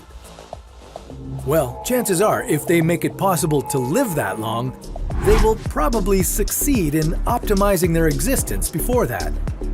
Their civilization would undoubtedly be a lot more efficient than ours. The reason being is that they could be centuries, if not millennia, ahead of us in evolutionary terms. Future humans would be a lot smarter, and they'd have better technology to maximize their space and live in densely populated worlds without producing the same high levels of pollution that we do on Earth. In fact, you could bet that future humans wouldn't just have better technology, they'd be technology. Just like some humans today have implants to perceive sound or to detect atmospheric pressure, the humans of the future would likely have dozens of technological implants to make their lives easier. Think about everything your cell phone does for you. Now, imagine you could command it with your thoughts and that it would only be a small chip in your brain. A chip or implant like that might also explain why those who claim to have encountered aliens have said that the aliens spoke to them in their native language.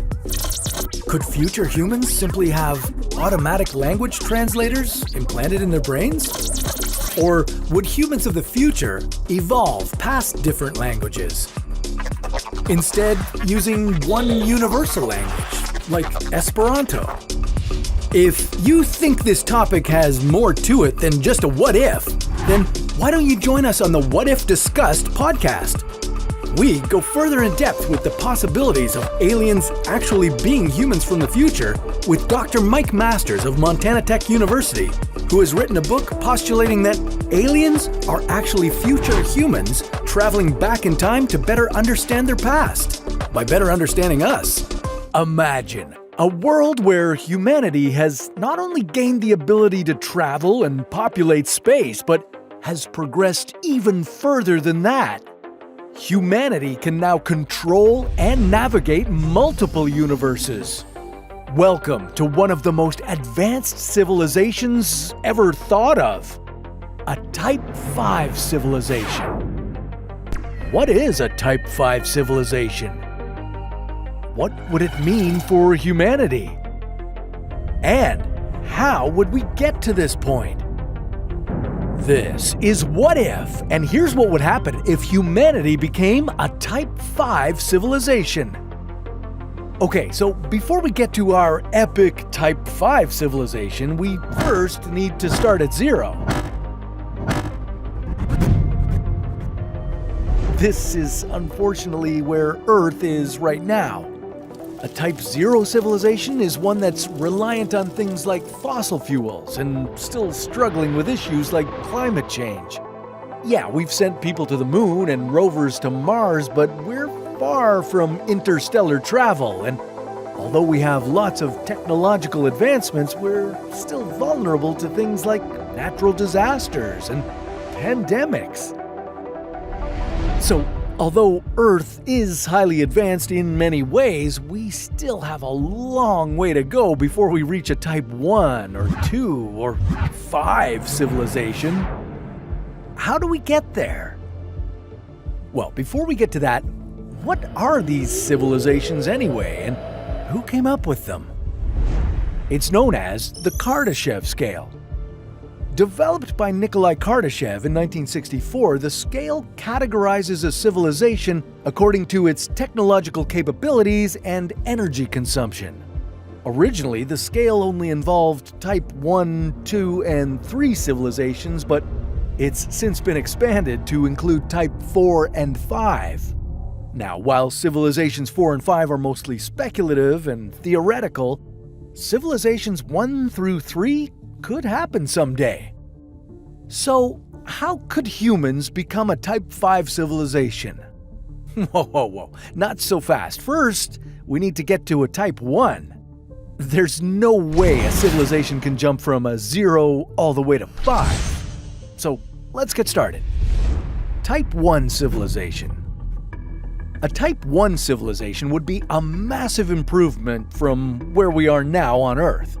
As a Type 1, we could harness all the energy available to us on the planet. Imagine being able to harness the power of the oceans and the sun. Things like hurricanes and earthquakes would become minor inconveniences, and all our energy would be renewable. Now, to get to this point, the main thing we'd need to focus on would be energy transition. Shifting from non-renewable to renewable energy sources would be the key priority. And it would need to be done at a global scale. Think entire deserts filled with solar panels, wind turbines covering the clouds, and ocean thermal energy conversion plants. Other scientific advancements would also be essential. Things like quantum computing and advanced AI would be key parts of helping us transition into this new civilization. But it's not just about the technology. We'd also need some sort of global governance to help unify the world to tackle these massive challenges. Experts think that this might happen in the next century or two. But we don't have time to wait that long, so let's fast forward and move on to the next type of civilization. We got 4 more to go. Type 2 civilization. This would be a massive leap on all fronts of energy and technological advancement. Being a Type 2 would mean that we'd be able to build extreme megastructures, like this Dyson sphere. This would allow us to harness the power of the sun. And with that, our energy capability would be virtually limitless. We could innovate our way to incredible technological heights. Instead of being tethered to Earth, we now have the power to travel to new planets and start populating them. Mars, Venus, and other planets in our solar system would become our new homes. And overall, the solar system would become a utopia. With humans having this much power, we'd move beyond things like scarcity, war, and inequality. A unified galactic government would span across our star system. But it would take some hard work. Becoming a Type 2 civilization would require all of humanity's effort and span multiple generations. Type 3 civilization. You think harnessing the power of our Earth and Sun is epic? How about an entire galaxy? Well, That's what you can expect when transitioning to a Type 3 civilization. Things like black holes, billions of stars, and other celestial bodies would all be at humanity's disposal to harness and use. This could allow for wormhole travel. We could instantly travel to distant points in the galaxy. And if that wasn't enough, we'd also have the ability to terraform different planets however we please. I kind of want to ski on Venus. Type 4 civilization. Okay, now is where things get really crazy. A Type 4 civilization is beginning to reach a point beyond our current understanding of the universe and physics. So, naturally, there would be some weird aspects to this upgraded version of humanity. Being able to terraform planets and control celestial bodies was so last civilization. Now, we reshape, destroy, or create entire worlds. We would have unlimited power, having mastered the resources of the entire universe. Things like artificial intelligence would become so advanced by this point that they'd become part of the structure of the universe. With that, we'd be able to control virtually every aspect of everything.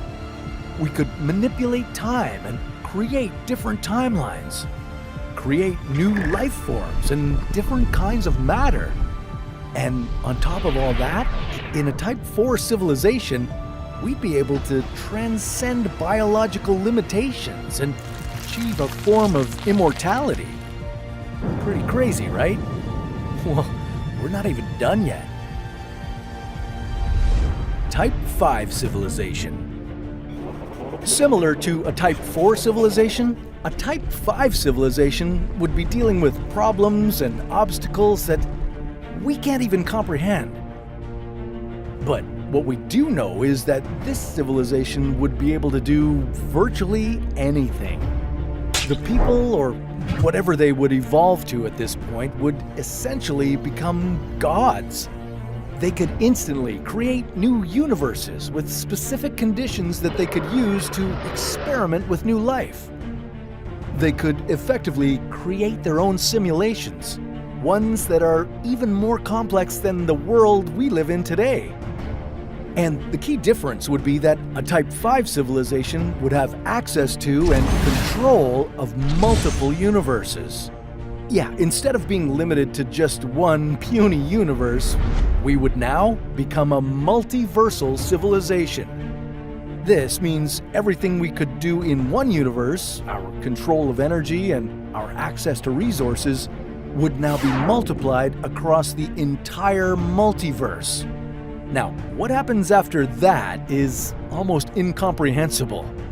A Type 6 or 7 civilization may mean that humanity merges with the fabric of reality itself. We might go beyond our physical reality. And who knows what happens after that? But no doubt it'd be pretty crazy. 1,000 years into the future, humans might look like this. This is Mindy, a model that shows what we humans might look like in the year 3000. Equipped with a hunched-over back, claws, and a smaller brain, Mindy has adapted this way primarily due to technology and cell phones. But this is just a start of a potential evolutionary journey of the human body. Let's travel 1 million years into the future to see the even crazier ways our bodies will evolve. Super strength, giant eyes, and edited genes are all things you might see later in this episode. But why are we getting all these traits anyway? Well, more on that in a second, but for now, let's check in and see what the next phase of evolution is for humans. 5,000 years into the future. Okay, we're now several thousand years into the future, and in many ways, humans would look relatively similar to how we do now. Yeah, if we look 5,000 years into the past from where we are today, well, humans look basically the same. The main differences are that, well, we're now healthier, taller, and stronger. This is primarily due to how our diet, healthcare, and lifestyle have changed throughout the centuries. This is speculation, but you can assume that a lot will have happened 5,000 years into the future. Changes that include space travel and massive advancements in technology and AI. And how we look all depends on where humans decide to live in the future.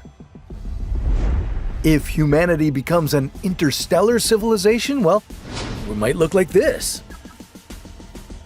And if we stay on Earth and go all in on AI, well, humans might look more like this.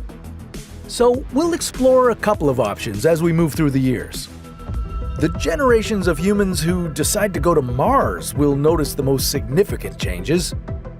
Mars's lower gravity would lead to less bone density and muscle mass. But the change in gravity might also lead to increased height and longer limbs.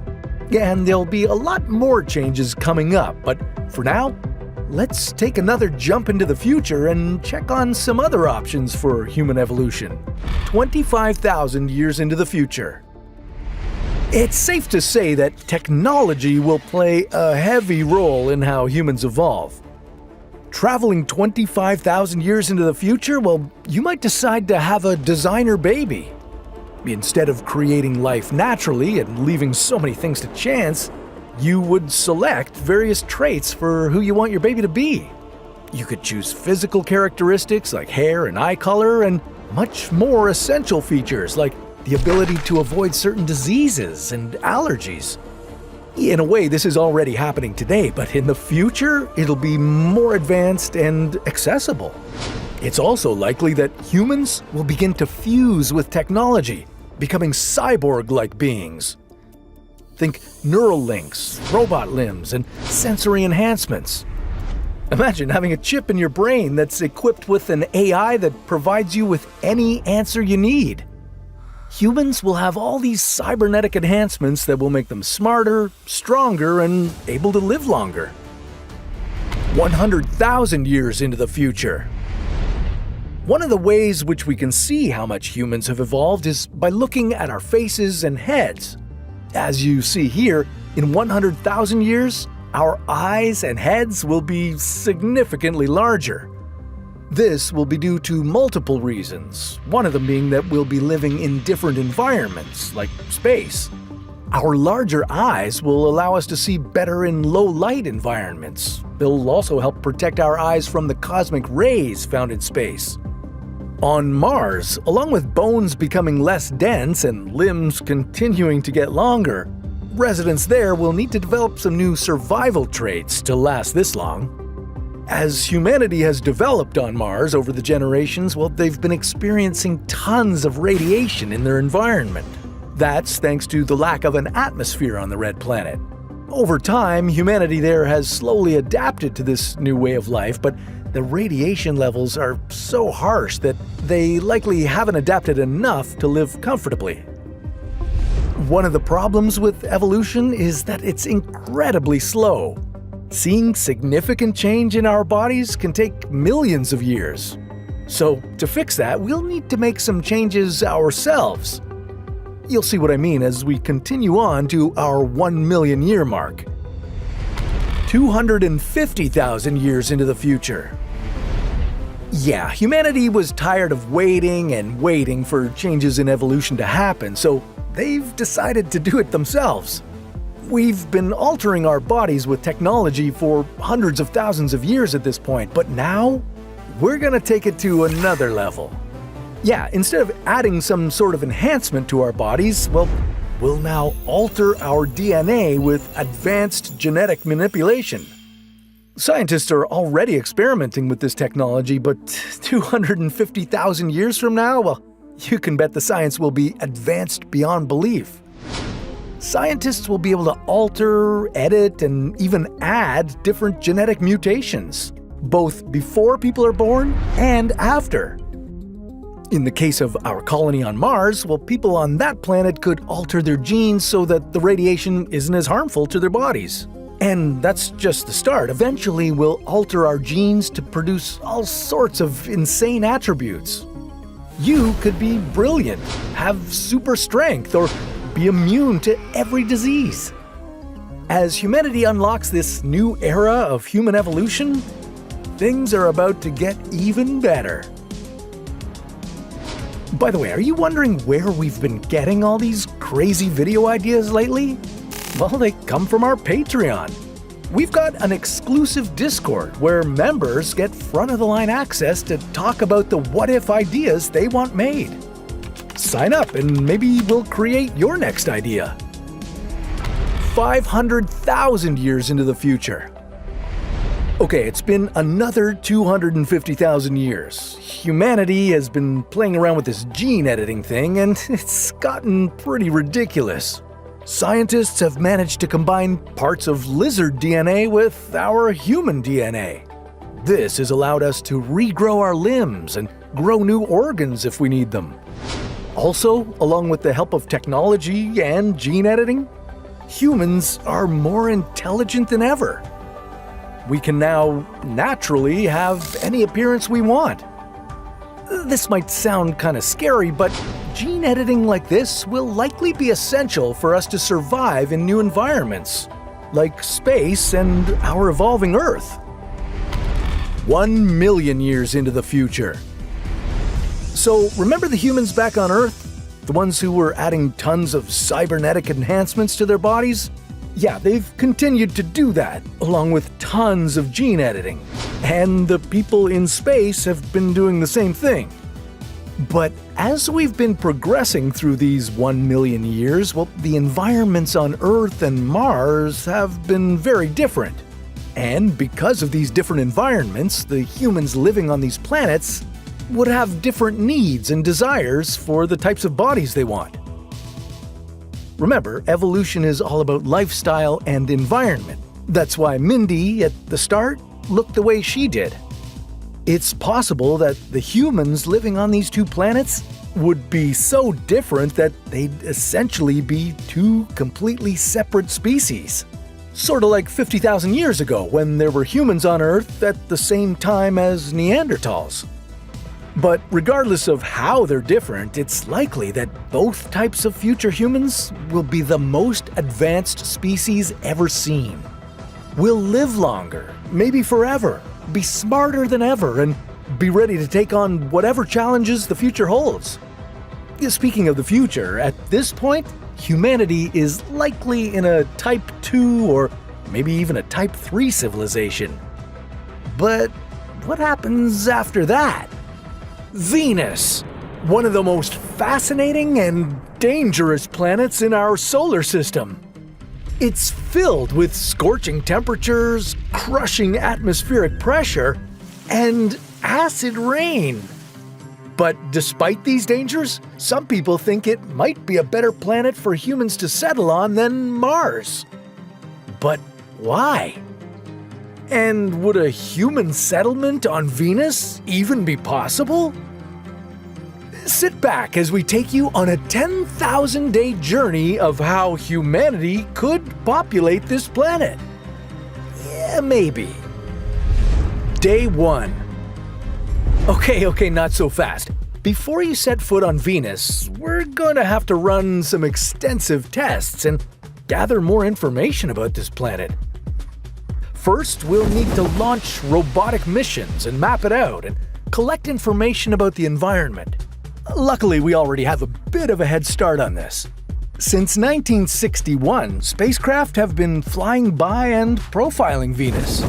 These missions measured things like the topography, atmospheric pressure, and the overall conditions of the planet. But there's still a lot to learn about the Venusian surface. It's been 30 years since the US has gone to Venus with a mission. That's Noam Eisenberg. He works for the Venus Exploration Analysis Group, a NASA community whose goal is to keep people updated on new information about Venus. In the 2020s and 2030s, Noam will be part of a satellite mission to Venus to help us understand and see more of the planet than ever before. But today, Noam's going to help us determine whether or not colonizing Venus is a good idea. You have to wear one or the other of several different science fiction hats in order to make this happen. Okay, let's put our hypothetical science fiction hats to the test and get started. Day 500. We've been trying to colonize Venus for a little over a year now, and the results have been, well... There's been a bit of trial and error going on with our astronauts. They keep going out to explore the surface of Venus, but keep dying. Why? So it's not clear that if you were immediately transported there, whether you would burn to death or crush to death first. But certainly both of those things would happen before you asphyxiated in the carbon dioxide atmosphere. Right. Well, we probably should have listened to Noam a bit closer, because it turns out the Venusian surface is incredibly dangerous. 3 reasons why. Venus has one of the hottest surface temperatures of any planet, even Mercury. The surface temperatures reach 467 degrees Celsius. That's hot enough to melt lead, or some unsuspecting astronauts. But let's say we somehow manage to build super heat-resistant astronaut suits. Well, you'd still be met with incredible pressure. The atmospheric pressure on Venus is equivalent to what you'd experience at a depth of 900 meters underwater. This would instantly crush any astronaut. It would also crush and destroy your spaceship as you land. And if you manage to avoid all that, which you won't, but let's say you do, you'll also have to deal with a corrosive atmosphere and acid rain. These conditions are powerful enough to destroy your equipment and eventually melt your skin. Okay, I don't think this is gonna work out. Let's jump ahead and try to terraform Venus to make it more like Earth, day 1000. So, we've been attempting to terraform Venus, and it's been a pretty tricky process. The first problem we'd need to solve would be the atmosphere. To make it similar to what we have on Earth, we'd need to eliminate the carbon dioxide and sulfuric clouds. In theory, we could introduce genetically engineered microorganisms that absorb carbon dioxide. But then there's the scorching temperature on Venus. Now, solving this could be done in multiple ways. One of them involves setting up solar shades in space. This would redirect the sun's rays so they don't hit Venus, which would reduce the solar radiation and cool the planet over time. This all sounds wicked cool from a science fiction perspective, but realistically, we're a couple hundred or thousands of years too early for any of this to be possible. Okay, this is really complicated. Noam, any ideas? The only way we could inhabit the surface of Venus is if we changed Venus to be much more Earth-like than it is. And right now, we don't have that technology. We don't have that ability. We don't have the resources. If we could terraform Venus, it'd be much, much easier to sort of re-terraform Earth and undo all the damage we've done here. And I don't even know how you would go about doing that. Think about that as science fiction, science fantasy method, right? Okay, sounds like we should switch our tactics. If humans were to live on Venus, well, it technically couldn't be on the surface. That would just cost too much money, time, and technology that's not available yet. Maybe it's not about living on the surface, but instead living right above it. Let's fast forward. Day 2500. Okay, after years of experimentation, we've finally found the answer about how to live on Venus. I think. The new plan is to create a cloud city 50 kilometers above Venus's surface. Arguably, this could be one of the most comfortable places for humans to exist in our solar system, besides Earth. That altitude in the Venus atmosphere is kind of actually the most Earth-like any other place in the solar system is. So in that altitude, the temperature is around, depending on where you are, is somewhere between 20 and 30 degrees Celsius, so it could be shirt sleeve weather. The atmospheric pressure is around 1 bar, half to 1 bar. So up here in the clouds, it would feel like a nice summer day, and the atmospheric pressure wouldn't crush you. Sounds good to me. But what would you live in exactly? Well, we'd create blimps made of Teflon that could be suspended in the clouds. Each blimp could have a different purpose and have different groups of people within it, all connected with covered bridges so you can travel from one end to the other. We'd also be protected from any harmful solar radiation due to Venus's thick atmosphere. That's something Mars can't provide. But despite us making significant progress, these cloud cities wouldn't be without their shortcomings. Day 5000. Okay, we've been expanding and living in these cloud colonies for over 6 years now. We should also mention that you and your space colleagues have been working a ton. Hey, we never said building a new population on an entirely different planet would be easy. If you're going to be one of the people in charge of colonizing Venus, you can expect non-stop workdays. From researching the planet to just setting things up for your daily life and survival. You'd need to build cloud ships that can provide food through hydroponic gardening, and solar-paneled ships that can provide power. This would require an incredible amount of skill and resources. And oops, I forgot to mention another extremely dangerous thing that you need to be aware of. That's the sulfuric acid clouds. They're going to be tricky to avoid, even being 50 kilometers above the surface. Remember, these things are hazardous and could easily melt your skin. Now, not all areas in this cloud city would have these clouds, luckily. But if you are living in an area where that sulfuric acid is there, then you're talking about a Kevlar envelope, you're talking about things that you need much more protection from, even if temperature pressure is not the major concern. And the problems might get even worse as we progress to our next phase in populating Venus. Day 10,000. Okay, we've been populating Venus for nearly 30 years now. Hundreds of astronauts have come and gone. Some have even started having children, creating new generations of native Venusians. You've kept busy maintaining and building these cloud ships while learning more about the planet. But over the decades you've been here, life hasn't been nearly as exciting as you thought it might be.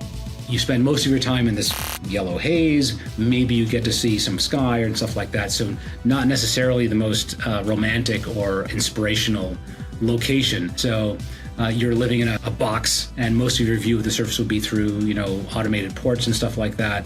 And thanks to the acid clouds, it's likely you wouldn't be able to spend much time outside either. Not the most comfortable environment to live in either the atmosphere or the surface. Living in these cloud ships doesn't sound all that great. Sure, you'd be creating a new world for humans to live in, but there wouldn't be much exploring. It would just be going from ship to ship, maintaining them, and getting to research a surface that's 50 kilometers below you. Sounds like a tiring and somewhat sad existence. Would it be worth it? So for permanent habitation in or on or around Venus, I don't think will happen. I don't think it should happen. But that doesn't mean our hopes for humans becoming an interstellar civilization are misguided. But I do think that permanent habitation outside of Earth both should and will happen. I believe that, in the long term, multi-century long term, getting all the eggs out of the one basket, getting all the humans off of Earth is what we need to do as a species in order to ensure our, in perpetuity survival. So maybe populating Venus isn't the best idea. After all, it's impractical, in many ways impossible, and seems like a sad existence for humans anyway. This is a planetary emergency evacuation. Please remain calm and board your space shuttles. Even though humanity might not have to leave the Earth in your lifetime, we should start preparing early on. Not only could it take centuries to set up the relocation program, it would take generations to move to a potential new home. That right there is Proxima Centauri B, or just Proxima B. It's the closest potentially habitable planet out there. Its temperatures are in the bearable range, and it could have just the right breathable atmosphere. We only have to get there. how long would our journey last? How many people would we send to populate the new world successfully? And what if it turned out that Proxima B wasn't as habitable as we thought? This is What If, and here's what would happen if we relocated humanity to Proxima B. When astronomers started finding planets outside our solar system, or exoplanets, we realized that there are many worlds out there. That meant that Earth doesn't have to be our home forever, and that we don't have to die with our planet when the sun engulfs it some 5 billion years from now. Now that we've found over 4,100 exoplanets, we've learned something rather disappointing. Not all exoplanets are good for humans to live on. Most of the worlds we've encountered are either ice giants like Neptune or gas giants like Jupiter and Saturn. Only 161 of those planets are terrestrial, like Earth. And when it comes to sustaining human life, being terrestrial isn't quite enough. Proxima B is very promising. It orbits a red dwarf star called Proxima Centauri in a system with 3 stars in it. Proxima Centauri is small. It only has between 7.5% and 50% of our sun's mass.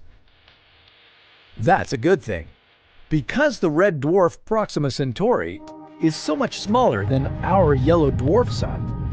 It burns at a lower temperature. It takes stars like Proxima Centauri much longer to burn through all of their hydrogen supply. Because of that, Proxima Centauri has a lifetime of trillions of years, while our sun has a 10 billion year expiration term. That alone makes Proxima B a good candidate for relocation. That, and the fact that its orbit lies in Proxima Centauri's habitable zone, that means there's the potential for liquid water and comfortable surface temperatures. If we're lucky, Proxima B would have an atmosphere that we could breathe. If it does, the surface temperatures would be in the range of 30 degrees. I don't know about you, but I'd move there right now. I just need to warn you that there are a few problems. A trip to Proxima B would be long and very dangerous. Proxima B might be the closest habitable exoplanet we've got, but that doesn't mean it's close. The red dwarf star Proxima Centauri is about 4.3 light years away. That means that if you could travel at the speed of light, it would take you 4.3 years to get there. Nothing we've built so far can reach that kind of speed. Realistically, a trip to Proxima Centauri in a space shuttle would take 165,000 years, give or take. That's right. Some of the colonists would be born in transit. Some of them would never see the Earth. Some of them would never see Proxima B. They'd just live their lives aboard the spaceship and die in space. How many humans would we need to send on a mission exactly? Well, according to some calculations, 98 people would be just enough. Their descendants would arrive at Proxima B with enough genetic diversity to populate the entire planet. And that's accounting for possible cases of infertility, inbreeding, and sudden deaths. In those calculations, the crew would be traveling on something faster than a space shuttle. Their mission to Proxima B would only take 6,300 years. But don't be surprised. Technology is constantly improving. Right now, a scientific and technological program called Breakthrough Initiatives is looking at how we can get in the neighborhood of Proxima Centauri within 1 generation. Their Project Starshot is working on an ultralight, unmanned probe that would reach the star system in just 20 years. Now I definitely need to sign up. But again, Proxima B is really far away. It's so far that we can't even see if it has an atmosphere. It might just happen that we would arrive at a frozen planet with surface temperatures of minus 40 degrees. And even if it has an atmosphere, it might not be the right one. We might still enjoy warm temperatures, but we'd be doing that in spacesuits with oxygen tanks. Or Proxima B could be tidally locked to Proxima Centauri, meaning that one of the planet's sides would always face its star, and the other side would be plunged into darkness. Spaceflight itself could bring some unpleasant surprises. Spending an entire lifetime in a zero-gravity environment would lead the crew members to lose muscle and bone density. They'd be constantly exposed to space radiation. Their microbiomes, immune systems, and physiology would all be different from ours. They wouldn't be the same kind of humans as we are. They would change their values and culture. They might forget all the farming techniques we teach them to sustain themselves in space and on their new planet. They might change their mind about the mission altogether and just turn their spaceship in a different direction. Who knows? They might even come back to Earth and take revenge for all those years they were forced to spend in space. If that happens, I'll be asking for a refund. Sending anyone on a mission like this is a huge risk. We'd need to design and build a vehicle, choose the space travelers very carefully, supply them with all the food and water, and make sure they could become self-sustaining. We'd have to design new propulsion, navigation, hibernation, and life support systems. And we have no way of knowing if Proxima B is actually habitable. Well, now I don't really feel like going there, do you?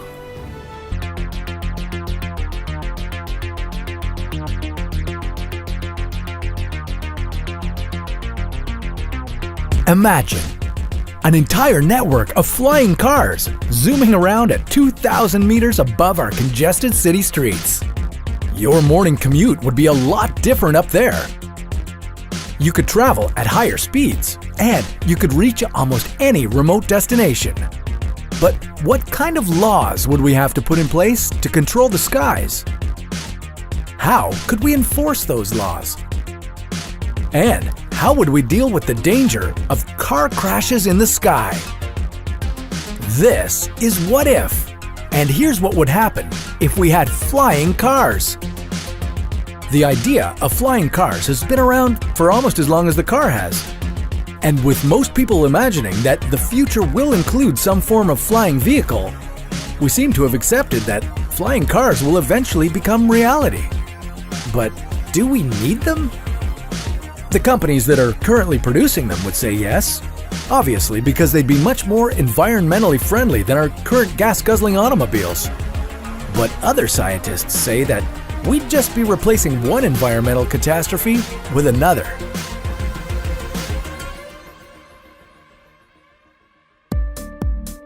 Now, before we get too carried away with the environmental impacts of flying cars, let's figure out if it's even possible to fill our skies with them. Several companies have already produced working models, so we know that it's physically possible. But making them a regular part of our society would be much more complicated. For starters, there's the question of who'd be driving them. Would it be us, or some kind of artificial intelligence?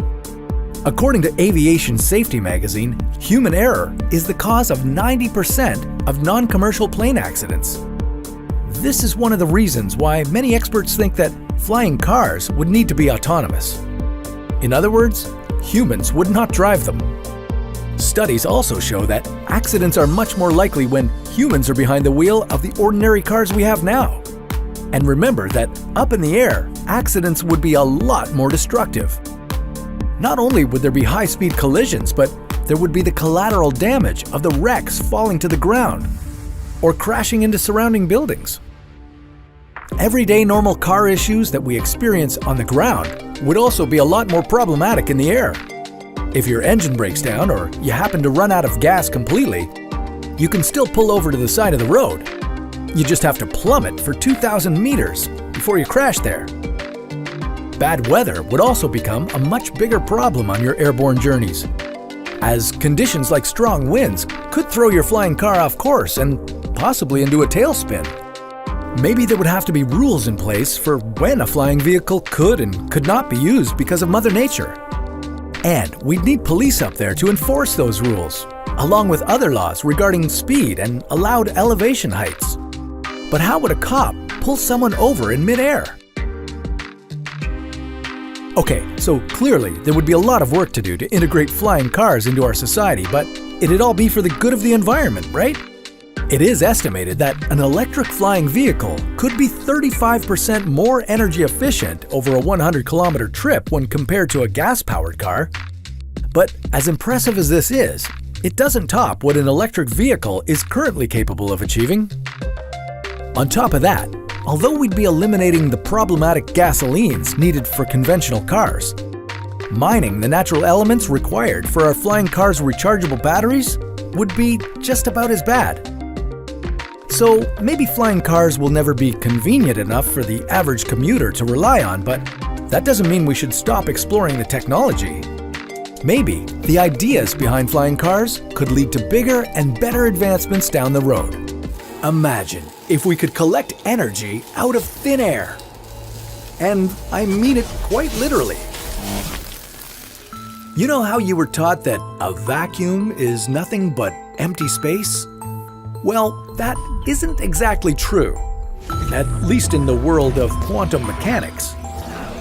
If you dive deeper, below the level of molecules, atoms, electrons, and protons, and into the world of the tiniest subatomic particles like quarks, you'll see that even the vacuum of space can never be truly empty. It's filled with particles that randomly pop in and out of existence. But the exciting thing about these fluctuating particles is that they generate energy that we could hypothetically put to good use. How could we harness this vacuum energy? How would taming a source of unlimited power change us? And why could this be dangerous for the planet? This is What If, and here's what would happen if we harnessed zero-point energy. Don't be spooked by its complex name. Zero-point energy is simply the vacuum energy we just talked about. And according to calculations in quantum field theory, the vacuum of space holds an infinite amount of it. If we could find a way to use it, just a cupful of this energy might hold enough power to boil all the Earth's oceans. So, where would we start? In quantum mechanics, things behave differently from how they would in classical physics. For example, you can't know where a particle is until you observe it. What's more, the more accurately you determine the position of the particle, the less accurately you can determine its momentum. It's called the Heisenberg uncertainty principle, and it applies to particle duration and energy as well. Are you still with me? Good, because we're just getting to the cool part. What this uncertainty principle tells us is that zero-point energy exists. We just need to find a way to collect it. How would we do that? The vacuum of space is really cold, right? But it's not the absolute zero kind of cold, more like 2.7 Kelvin. To transfer zero-point energy, you'd simply need a colder source to receive that energy. The problem is, it's not possible as far as our technology goes. We can't pull the energy out of nowhere unless we could reduce the vacuum energy in a region of space first. According to the second law of thermodynamics, the vacuum would try to fill in the gap. And that's where we could interfere and collect the zero-point energy.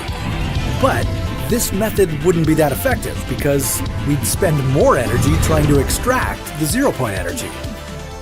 I know, it seems like a dead end, but let's do what we usually do in a case when the existing technology hasn't caught up yet. Let's fast forward into the future, where all the extraction issues are resolved and where everything is powered by zero-point energy. Now what? Unlimited energy would mean free or almost free energy. We'd have free public transportation and we would all drive electric cars. Everyone, including developing countries, would have access to cutting-edge technology and to the internet. Non-renewable energy sources would be a thing of the past. Even the renewable sources we use today would be obsolete. Why would we need solar energy farms if we could automate the extraction of unlimited zero-point energy and never need to worry about power again? But as with all things we have in excess, we could start overusing the energy too. The planet might be free of emissions from fossil fuels, but it doesn't mean that there would be no new threats from energy consumption. We'd need our governments to regulate how we use all that energy. Maybe it would be a good idea to focus on exploring space.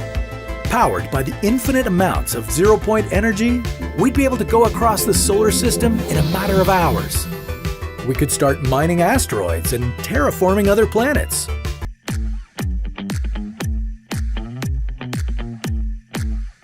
Imagine traveling at the speed of an airplane, but on ground level and in a giant tube.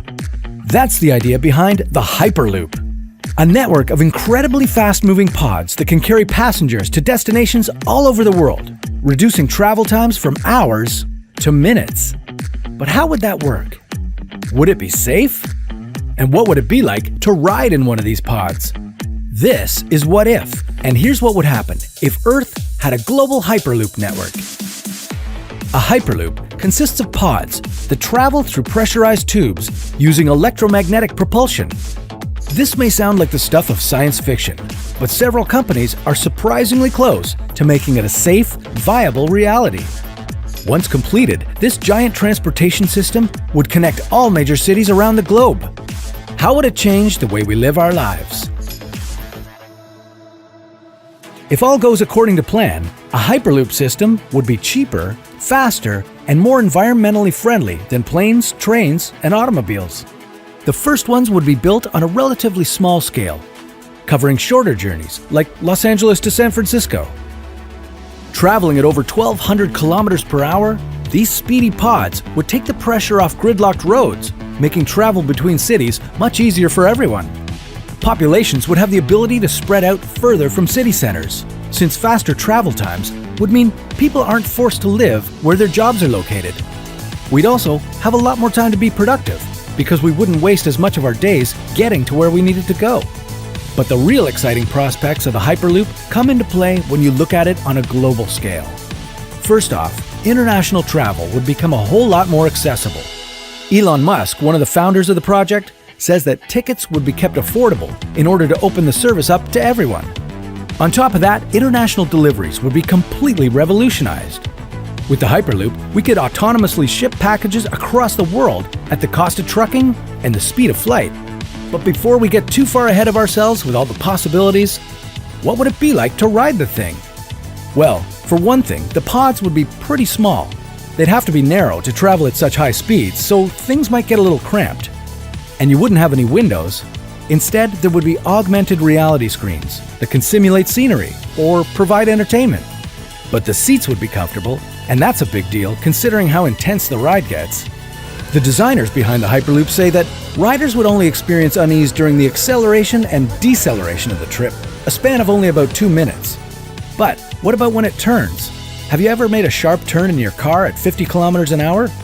Well, imagine what that would be like at 1,200 kilometers per hour. One way to smooth it out would be to make huge curves in the track to make long, gradual turns. But that would make for a much larger impact on the areas the tunnels run through. And what if it needed to make an emergency stop? A sudden halt at these speeds would be 10 times worse than a car crash at 110 kilometers per hour.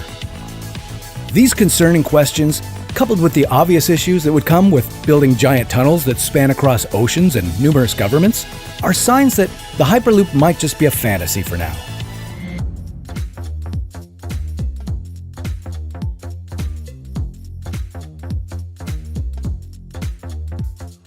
With 8 billion people on the planet, things can feel pretty crowded. Let's make things a bit tighter by housing every single person on Earth in one giant skyscraper. But a building big enough for 8 billion of us doesn't exist yet. We're going to have to build one from the ground up. But before we do, let's start small and work our way up with one that could hold at least a country or two. We'll start with some of the least populated countries and move on to the most gigantic skyscraper Earth has ever seen.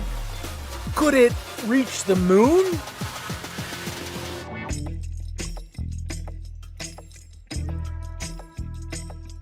For this experiment, you'd be housing 10,000 people on each floor. And that would make your Iceland building almost half as tall as the Eiffel Tower in Paris.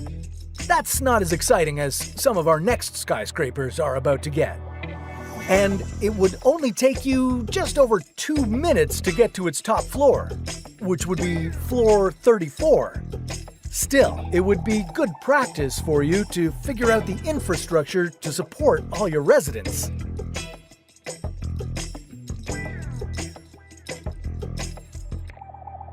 Next on the list, the Australia skyscraper. Now, this is where things get interesting, because at 10 kilometers high, this building would be taller than Mount Everest. And to commute all the way to the top of your Australia skyscraper, you'd need to spend 2 hours and 40 minutes one way. But that's nothing compared to our next engineering feat.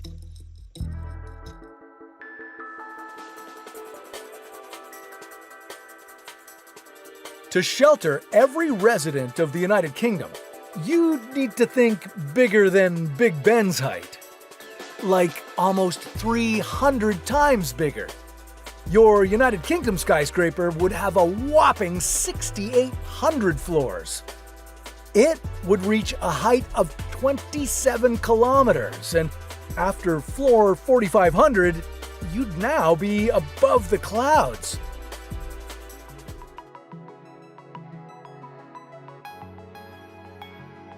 The Philippines is home to over 100 million people, and to house all of them, your skyscraper would need to be 40 kilometers high. This man-made monolith would have 10,000 floors, and most of it would be above the clouds.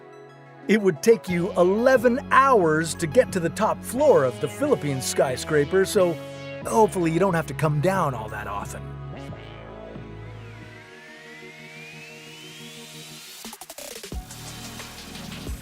Moving on up to something a little taller, your Mexico building would be a jaw-dropping 52 kilometers high. That's twice as tall as the tallest mountain in the solar system, Olympus Mons on Mars. It would take you 14 and a half hours to travel all the way up to its 13,000th floor. Once there, you're halfway to outer space, but at least you'd still have the atmosphere around you. I can't say that about your next megastructure.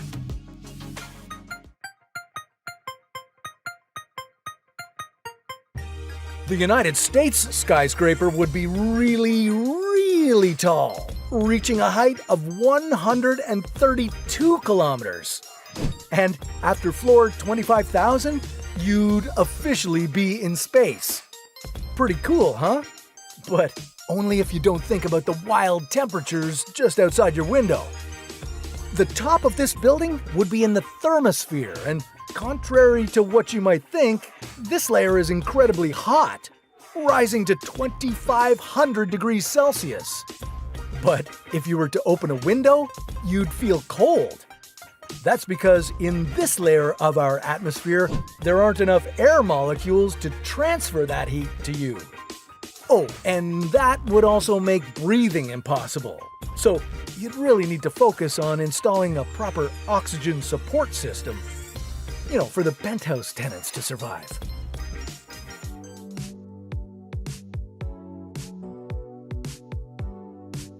Okay, on to one of the most populated countries in the world.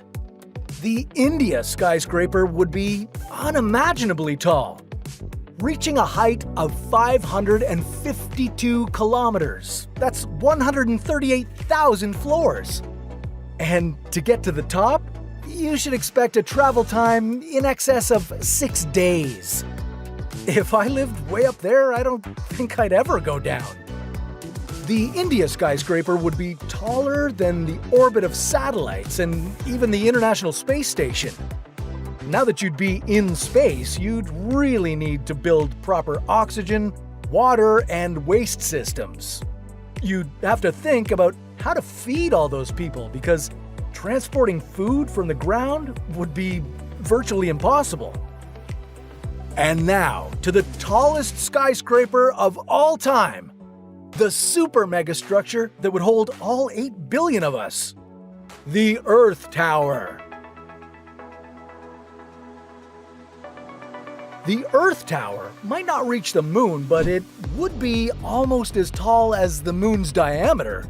This incredible structure would have 800,000 floors, and it would peak at a mind-boggling 3,200 kilometers. Depending on where you'd live here, you'd see planes, satellites, and the ISS. It's somewhat ironic that most of the Earth Tower would be in space, well above our planet's atmosphere. Forget about a balcony with a view of the moon. You wouldn't want to go outside unless you were wearing a spacesuit. Okay, now let's talk about trying to piece the tower together. In addition to its own weight, it would need to support the weight of the entire global population. At about 356 million tons, this would already be nearly 1,000 times heavier than the Empire State Building. To provide everyone with clean water, add to that the equivalent of 4.5 million Olympic-sized swimming pools that would be consumed every day. And I'm not even talking about food or other essential stuff here. The lower floors of this megastructure would be dark and gloomy. There'd likely be high crime rates as people did whatever it takes to survive. The top floors would belong to the rich. They'd be dependent upon the work of these lower levels. Life would be complicated in our giant new skyscraper. Infectious diseases could spread at never-before-seen speeds. Overcrowding would lead to widespread mental health issues. But at least you'd have an incredible amount of room to enjoy outdoors on the ground level with everyone in one building. Only your elevator commute from the very top floor to the bottom would take you about 37 days.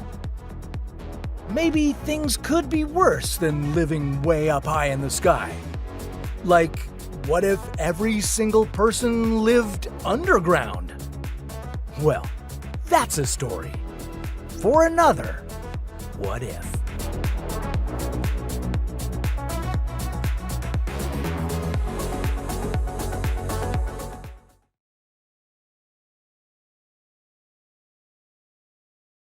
Over the next 1,000 years, humanity might evolve to survive a car crash.